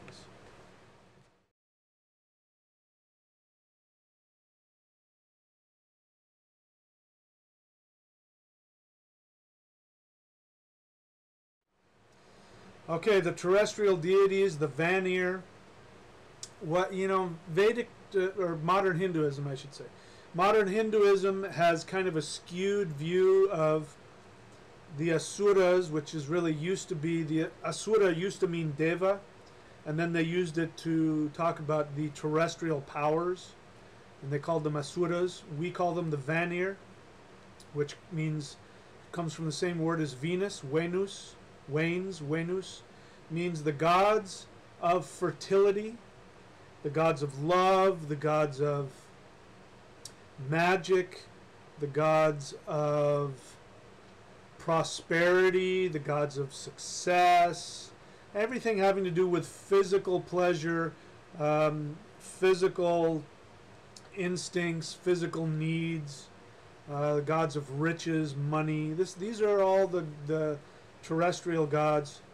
And so, like I said, the Vedics have kind of a negative skew on it, but on the Asuras, but really the Asuras are the Vanir. And yeah, we can get trapped in our physical desires, but you know, even in the Vedic tradition, the Asuras have the ability to achieve incredible things. They can, you know, meditate standing on 1 foot for 10 million years and then, you know, get the blessings of Shiva. So there's obviously something to them. I mean, to have that kind of spiritual discipline, you've got to be something has to be going in your favor here. But in the Norse tradition, the Vanir are looked upon much more beneficently, with much more love. The goddess Freyja, for instance, she is the goddess of fertility, the goddess of love, and so we need them. We need them to function. And so we have to get this balance of spirituality and physicality. You know, there's nothing wrong with physical desires.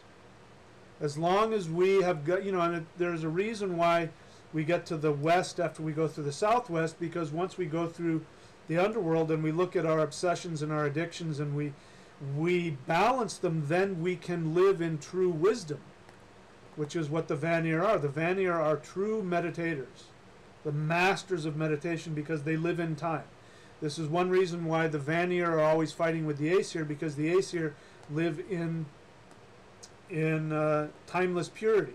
They don't like time. But the Vanir love time. That's why they are the elder gods. They're not the elder gods because they were created before the Vanir. They're not the elder gods because, like many people say, oh, that was the original religion of the European people before the Indo-Europeans came. Nonsense.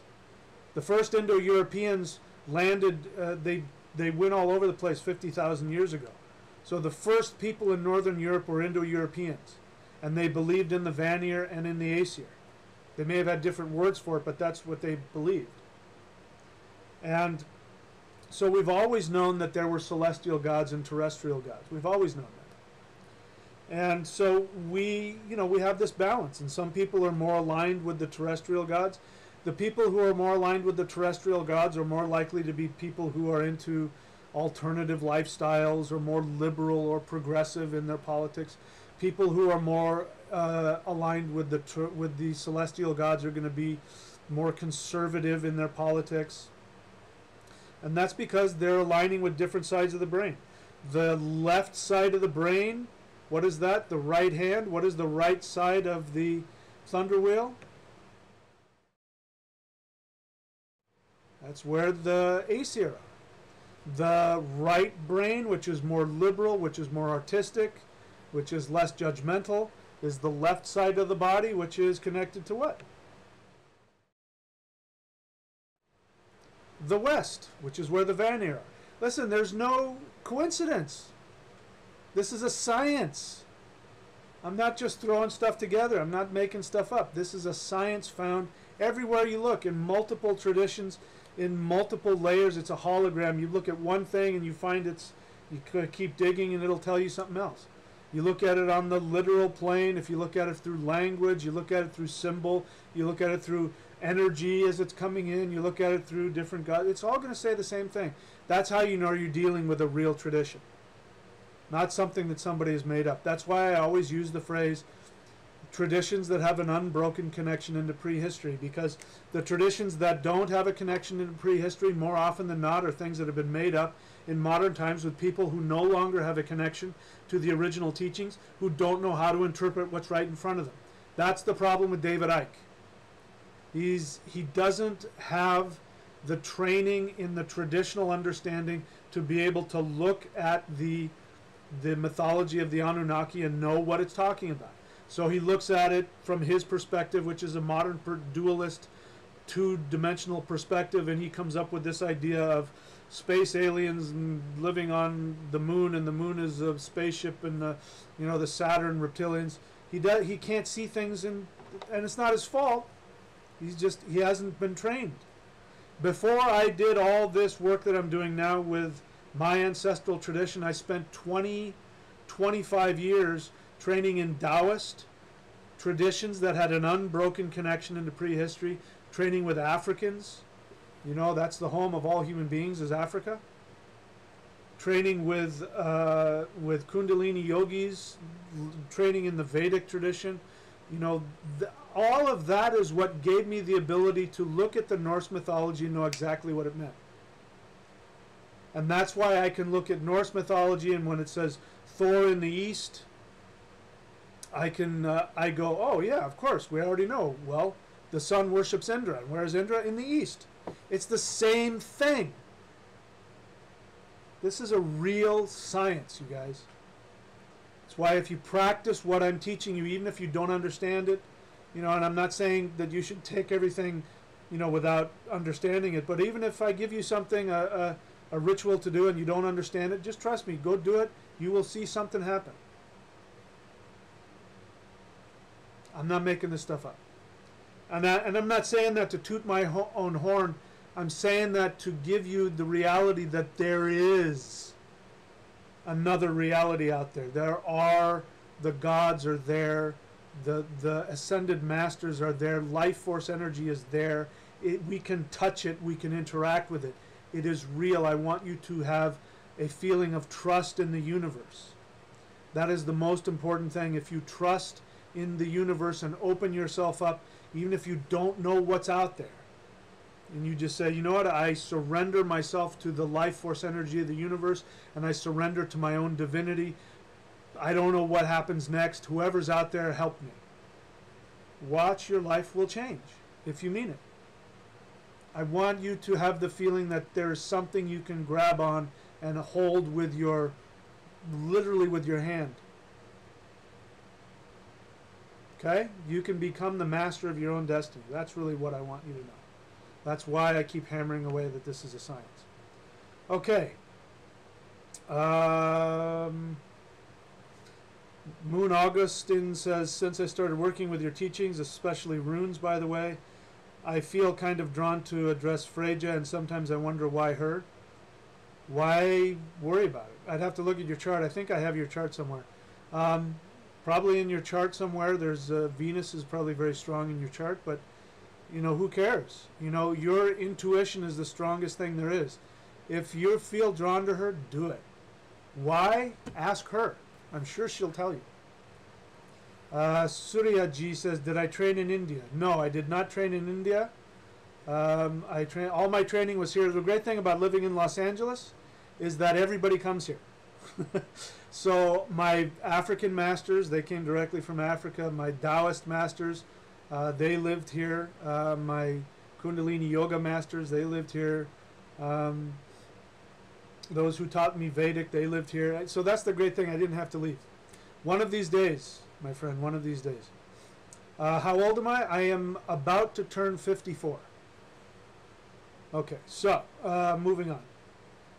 Natalia Lokia, thank you for your question. Natalia Lokia asks, what do you believe is the symbolism of the Aesir Vanir war in Norse mythology? Well, multiple symbologies there.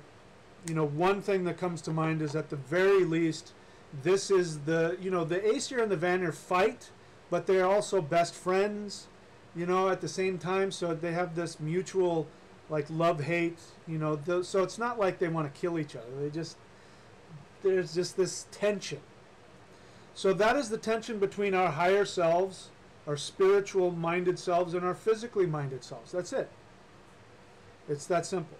There are so many other things, obviously, that many of us could connect to, but I'm sure you can as well. Anyway, but we don't really have time for all that. If this is something that let's see, continuing with Natalia's question, if this is something that is seen to be the same across opposite directions, I'm not sure I understand your question. As you know, I play a lot with directions and the opposites of all that. So if I'm tapping into that, I think you're intuiting the same kind of thing. It becomes really deep at that point. But I do that in the, you know, in the books and all that kind of stuff too. But anyway, I think you're tapping into something. So Surya Ji says, well done. Okay, let me see here. Thank you, Surya Ji. He says, I look incredible for my age. Thank you. Comes from being lucky. Comes from living a healthy lifestyle. I don't drink or party or smoke or any of that stuff. I exercise a lot. I meditate a lot.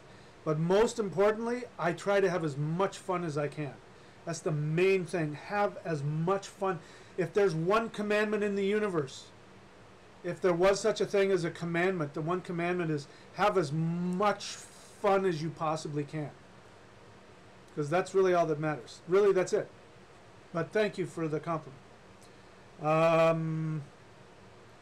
Okay, let's see. Yeah, so again, Natalia, I think you're onto something. Is this something that is seen to be the same across all opposite directions? Again, I'm not quite sure. That's a really deep question. I don't quite understand it. But if I'm tapping into it, I think you're onto something. Anyway, so, all right. So now we're moving. We're up to the second to last one, which is, where is it? Woohoo! The home of the Ascended Masters.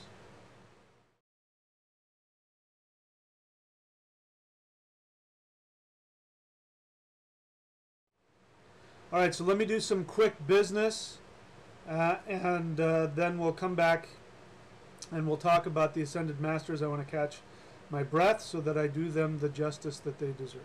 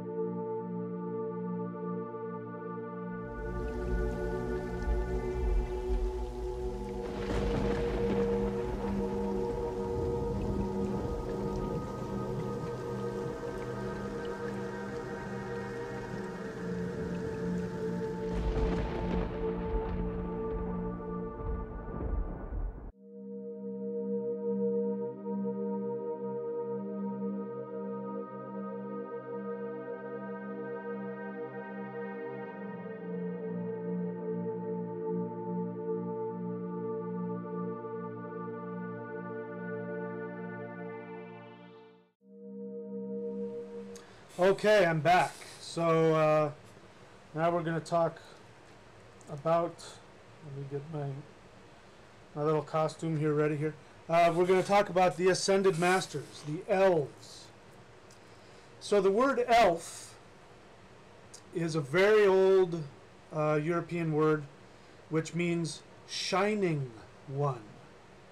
In fact, the word for the Alps, the mountains, the Alps, comes from the same word of the shining ones. And you know, the European language, the Germanic language, is very old. I don't know how old it is. It's descended from the first Indo-European language that got to Northern Europe. One of, you know, there's Celtic and there's Germanic, but they come from a root Indo-European language which was very similar to Sanskrit. And in that ancient Germanic tongue, there was the word shining one, which was elf. The Alps are the shining ones as well, because now imagine, go back, you know, 15, 20,000 years ago in Northern Europe. Northern Europe would have been covered in ice. It was an ice age. That's why I have white skin. That's why Europeans have white skin, is because we spent 40,000 years in ice ages. That's why you have people of other Indo-European descents. You have people who live in Turkey. You have people who live in Iran. You have people who live in India. They are all Indo-Europeans, but they look very different. That's because not all of them lived in ice ages. The only reason I'm white and have green eyes is because my ancestors lived in 40,000 years of ice ages. So imagine 15, 20,000 years ago in Northern Europe. The Alps would have been covered in ice. They would have looked like giant, shining, sparkling pyramids. You would have been able to see them for thousands of miles. You know, on a clear day when the sun hit those Alps, because they were all covered in ice, that ice would have shined back on you. So my ancestors called them the shining ones. So this represents the race of entities we call the elves. Now the elves are not tiny little people with pointy shoes that work for Santa. That is when the Christian church came in and tried to destroy the original religion. They couldn't get rid of the dwarves or the elves, so they made fun of them. And so instead of worshiping them like they should, they turned them into objects of ridicule. So the elves are something to be worshipped. What the elves are human beings who have achieved their complete fulfillment, their complete evolution, and they have achieved perfection in terms of their ability to create their mind. So remember that the mind is not the intellect. The intellect dies when you die. The intellect is part of the brain. It's not part of your soul. The mind, on the other hand, is part of your soul. And the mind lives on after you die. And the elves are souls, human souls, that have achieved their complete awareness and have the fullness of the divine mind. And that's why elf home is in the northwest, because that is the realm of the moon. Remember, the name for human beings in the Germanic tongue is man. It doesn't mean male human, it means human being. We still have the word when we say mankind. We say those that have mind. The moon is man. Human beings are man. It is our destiny to be, everyone listening to me, your unavoidable destiny is you will become an elf. Guaranteed. I don't know how long it's going to take. Obviously, the more you stay in alignment with yourself, the faster it'll happen. But you will become one. No two ways about it. I don't care who it is. I could name the worst people in history. They are destined to become elves, like it or not. Everybody has to make mistakes. The elves sit there on the edge of union with the infinite, whatever that is. I don't know what that is. Maybe they don't even know, but they can kind of see it coming. They're just right there. They choose to stop and turn back. And probably because it's part of their unfulfilled desires, part of their karma, part of their shuld. And my ancestors called karma shuld, debt.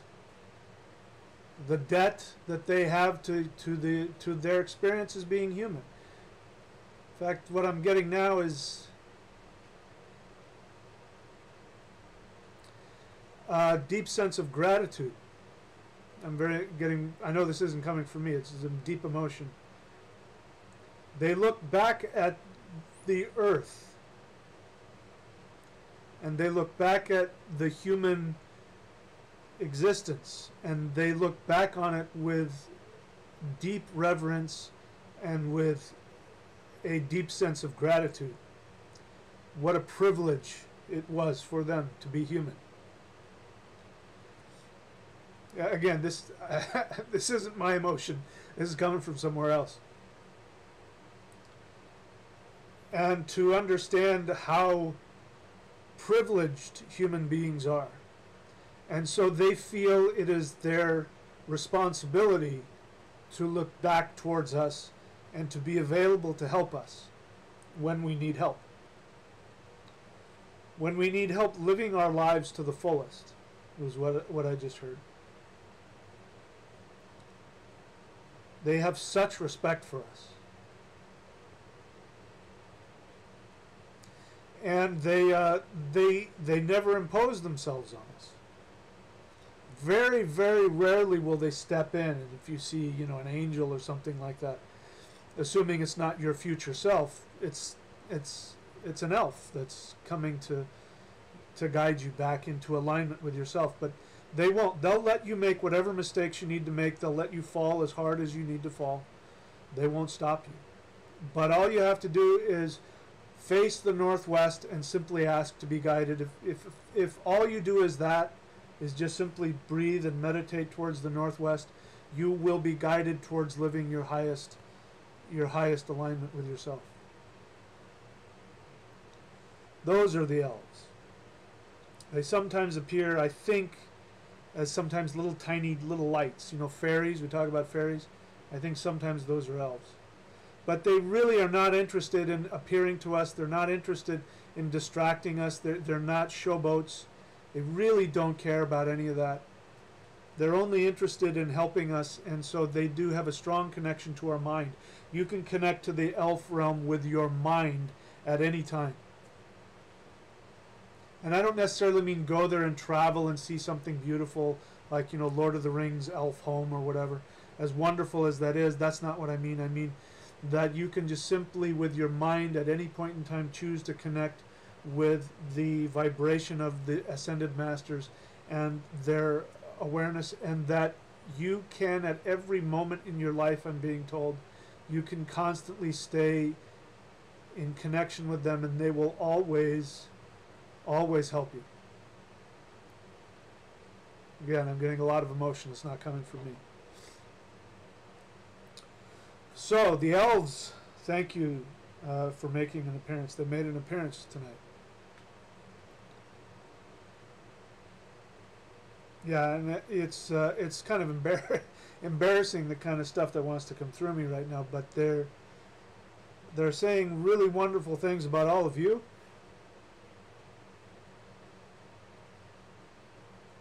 For having the bravery to absorb these teachings and to follow them, and the bravery to live your life as a human. They're saying all kinds of nice things about me, which is kind of embarrassing. I don't really want to repeat that because I'm not here to toot my own horn, but apparently I'm doing something good too, so they're happy with me for that. Any case, starting to fall apart here, so I'm going to pull myself back together. So let's do some ads, and then we'll finish up in the realm of humans.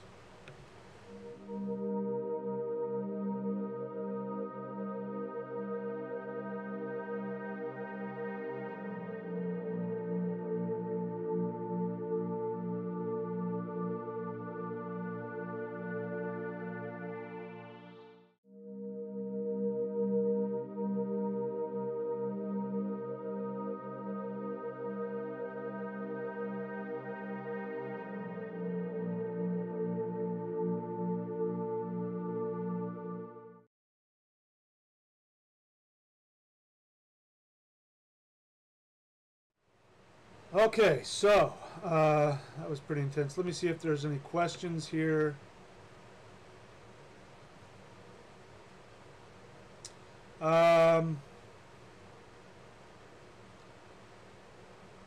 Okay, let's see. Questions. How Theo Walker says, "How do you know we'll all become elves?" Because there are just some laws in the universe that are undeniable. You know, there's the law of gravity here. If I drop this thing, it's always going to fall.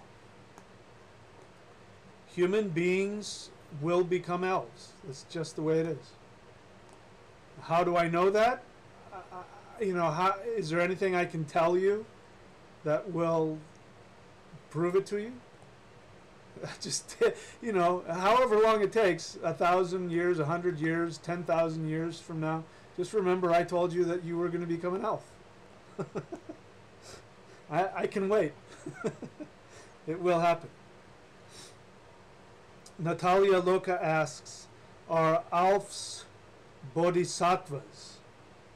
Well, you know, I'm not a Buddhist, so I can't really talk with authority about who the bodhisattvas are. The description of the bodhisattvas, to me, describes the elves perfectly. So I would say probably, I would probably say that they are the bodhisattvas.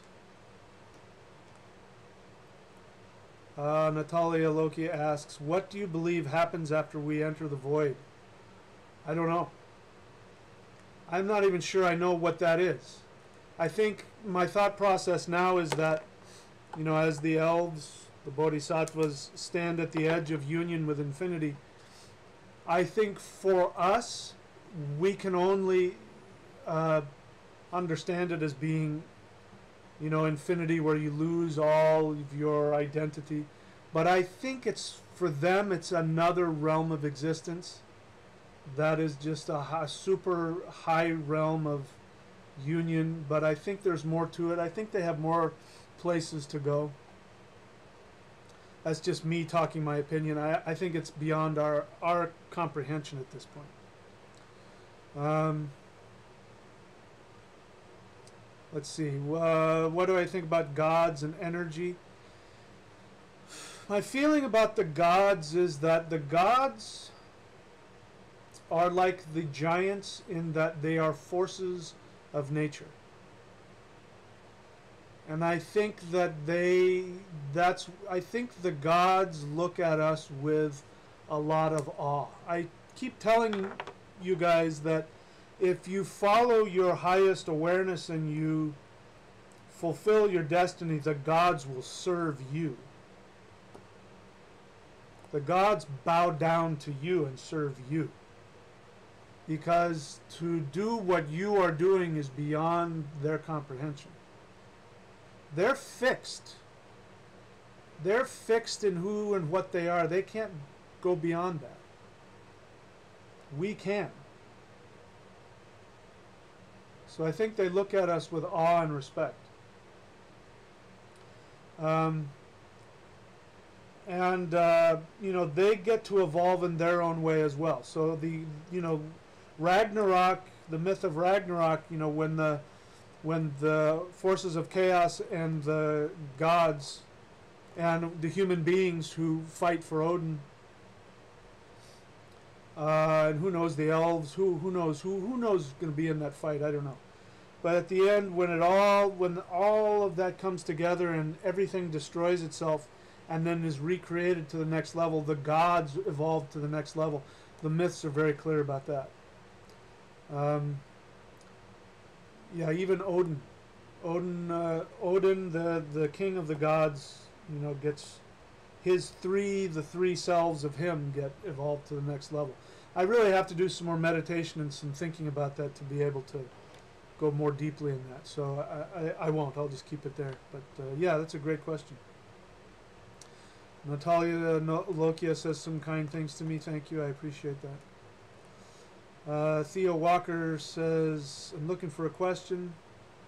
This is a bit irrelevant to the discussion, but I wanted to ask whether you have any important thoughts on the mental manipulation or redirection of flow of wind in one's surrounding environment? Well, I don't know if I have any important thoughts on it. I do know that sometimes a wind that comes by is not a wind. It's a spirit. I don't know. That's about as important as I can get about that right now. So, okay, so let's take a look at the next world, which is the one that you live on.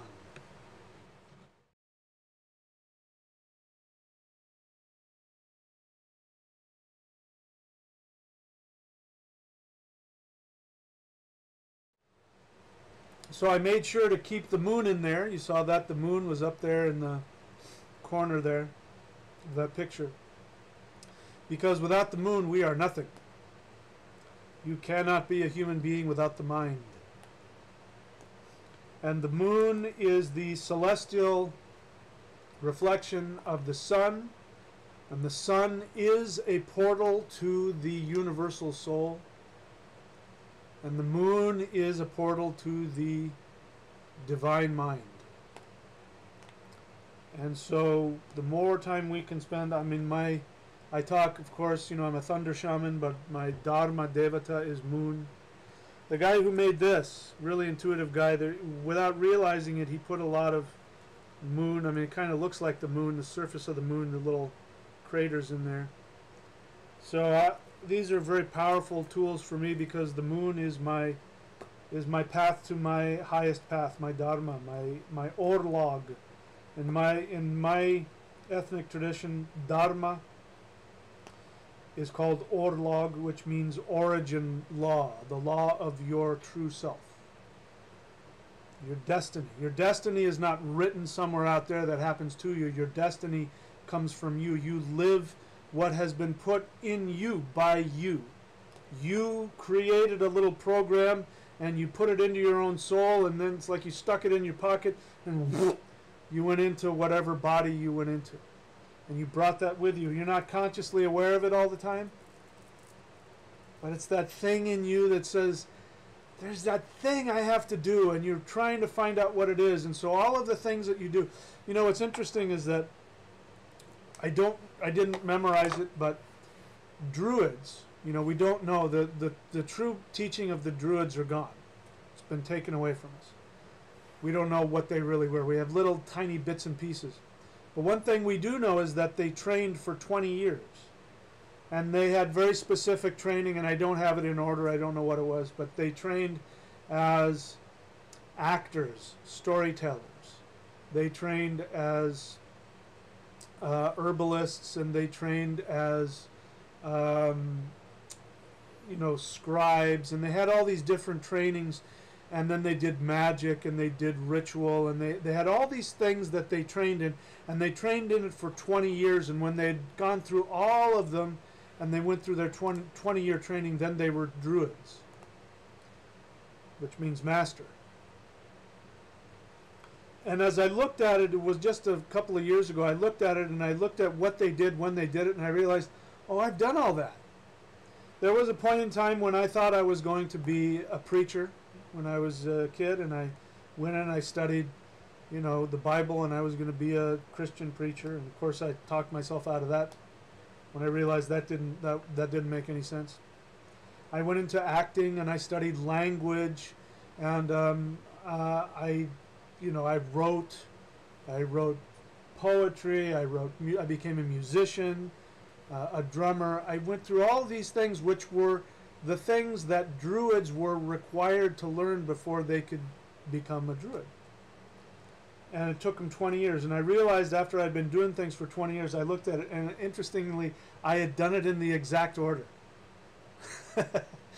without even realizing.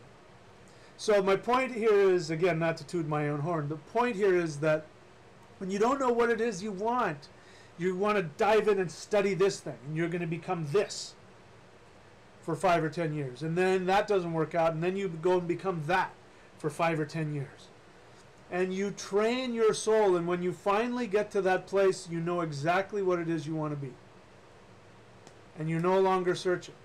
So it's okay to search. So when I say that you're going to look for that one thing that you need in your life, that's okay. It's okay to not know what that is. Just make sure that you're in alignment with your true self and you're going after what it is you truly want. Listen, I absolutely thought I was going to become the next Brad Pitt. You know, and everybody around me thought I was going to become the next Brad Pitt. You know? And of course that didn't happen. You know, I told you that I was a reader for The Matrix 20 years ago. I sat on the other side of the camera. The camera was behind me when some of them who actually got in the movie, all the people who were auditioning for the movie, and I was playing Neo. You know, I was sure I was going to be the next big thing. It never happened. But that's because as a shaman, I had to learn how to master projecting emotions. And that's what I did. As an actor, I learned how to get into my unconscious mind and create identities. In fact, now when I go to the movies and I watch a movie, I have to be careful, because if there's a really good performance and there's a really strong, well-written character, I become that person. Like you know, in Rain Man, I walked out of the theater and I had autism for about an hour. I had to sort of come out of it. That's because I worked so hard to have a malleable subconscious mind to be able to project my intention. I had no idea that's what I was learning. But that's what I was learning to do. So this, I don't know, we're talking about human beings and the path of human beings so that we can become the elves. And this is it. This is our path. Whatever we do, just, you know, the one thing is you got to have fun. You know, somebody asked me, I've been asked about my age a couple of times. People have said some very kind things to me, which I appreciate. Part of it is, you know, that's why I shave all the hair off me, because you saw all the gray hair, you might think differently, but I do know that, you know, I've done some good things in my life to get where I am. But let's see, what was I going to say? I was going to say something important, but I forgot what it was. Anyway, see, that's what happens when I start talking about myself. I lose where I'm going. So, oh, now I remember what it was. I've said this before, I'll say it again. I was watching some TED Talks thing. I don't remember if it was on YouTube or wherever it was, but it was an expert on aging and health. And he asked the audience, he said, what's the one most important thing you have to do in order to live long and be healthy? And everybody in the audience threw out diet, exercise, you know, all the stuff that you've been told by everybody to do. And he said, nope, nope, nope, you're wrong, you're all wrong. And everybody's scratching their heads because they said all the right things. Diet, exercise, meditation, blah, blah, blah, whatever. Family, you know, the whole thing that they say, have a pet, you know, whatever it is. And he said, no, the one thing that he's seen in his data is that the people who live a long time and live healthy are people who don't take themselves too seriously. You can't take this too seriously. This is a game that you've invented, a game that you want to play. And no matter how difficult it is, and trust me, I know I'm going through one of the most difficult things I've ever had to go through in my life. Very challenging, very difficult. But no matter how difficult it is a game that it's something you've written into the game because your soul wants to master this task of learning how to manifest your intentions. We are gods. We are creators.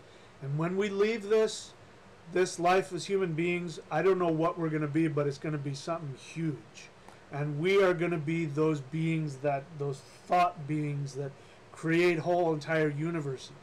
We're going to be something we can't even begin. I get chills thinking about it. And I know the elves are telling me maybe that's what's on the other side of where they're at. They can see where they're about to go. It's huge. So much bigger than we can possibly imagine. Maybe we can. Don't let me limit you. Maybe you can imagine it. But whatever difficulty we go through is going to be so minuscule. And it is something that when we go through it, we're going to learn how to become those amazing beings. And I don't even know what word to put for that. When I say being, it's because I can't with my words describe what that is. So big. That's what this game is all about, no matter how difficult things are, no matter how tragic. And some people have gone through some serious tragedy. Some people are going through serious tragedy. There are places in the world I would not want to live. So I don't minimize that. But no matter how intense it is nothing compared to what you're going to accomplish and the lessons that your soul learns through them are things that you will not want to be without when you get to where the elves are. So, I feel like I've run the course for this evening. I certainly have talked a long time. I'll put up some ads real quickly and see if there are any questions.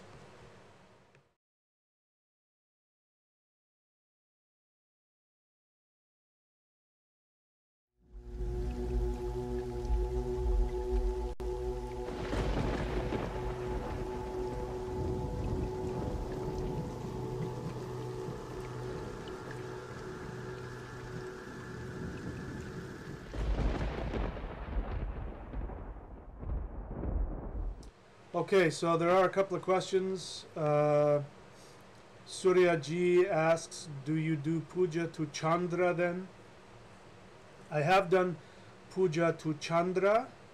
According to my chart, there are other moon deities that are more aligned to me, but actually one of the most powerful experiences of my life was when I did a 40-day puja to Chandra, specifically to Chandra. And when I was done with that, I'm not supposed to talk, I can't brag. Yes, very powerful. Okay, what else? You age better than Brad Pitt. Yeah, okay, thank you. Very, very interesting what you said about Druid Path. Okay, world creators. Again, looking for the questions. People are saying nice things to me. Thank you very much. Whoa, somebody says I'm going to be the next big thing on YouTube. I can see it. MZR1. Well, if that's how I can best make myself happy and be of benefit to others, so be it. From your word to reality. Natalia Loca thanks me. Thank you. I appreciate that. Okay, so that's it for this evening. Last minute thoughts. Some pretty cool stuff happened tonight that I wasn't expecting, and I am so grateful to all of you for being there, so that because there has to be somebody on the other end to get this information, otherwise it just stays stuck inside of me. So you helped me a lot. Thank you. And my deepest thanks to the Ascended Masters and to the gods and to the ancestors for showing up tonight. Thank you. Yeah, they were very powerful this evening, and I really appreciate that. So that's it for me tonight, my friends. I've put all the ads out there. If you want a rune reading, go to runereadings.thunderwizard.com. If you want a Vedic reading, go to astrology.thunderwizard.com.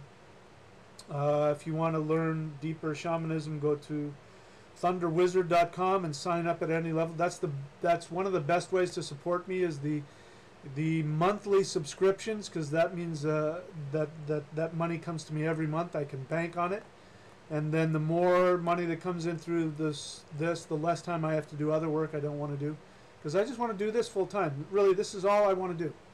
I want to do this live Q&A. I want to have a select group of students that I work with personally, and then I want to do, have private videos for subscribers. That's really all I want to do. I want to have 250 subscribers at the $25 level, and start from there. I'd love to have 25,000. We just passed the 5,000 mark on the YouTube channel. I got 5,000 subscribers. So the channel is growing, what is that word? Exponentially. I can see it is starting to grow exponentially. So share it with your friends. Keep watching. Watch more of the videos. Go into the archives of, and watch some of the older stuff. Some of the older stuff is really good. Some of the older stuff, man, I teach stuff that you're not supposed to teach in public. Anyway, some good stuff on there. Of course, all of the videos and stuff, you can go onto Amazon Type in Michael William Denny, you'll see all my videos. Go to michaelwilliamdenny.com and you will see all my books. And I think that's it for now. It's been a good night. Thank you all for everything. I look forward to seeing you guys soon. Any last minute questions here? Thank you to everybody. I don't do herbal stuff according to Vedic. There's a lot of people that do. That's not my. That is not my strength. So I don't do that. I don't, at least not yet. So that's it for now, my friends. Thank you so much. Until next time. I guess we've all learned something about how incredibly amazing and powerful we humans are. And may we stay, all of us, stay in alignment with our divine selves, and may we reach that place where we too can become the ascended masters and the gods of this universe.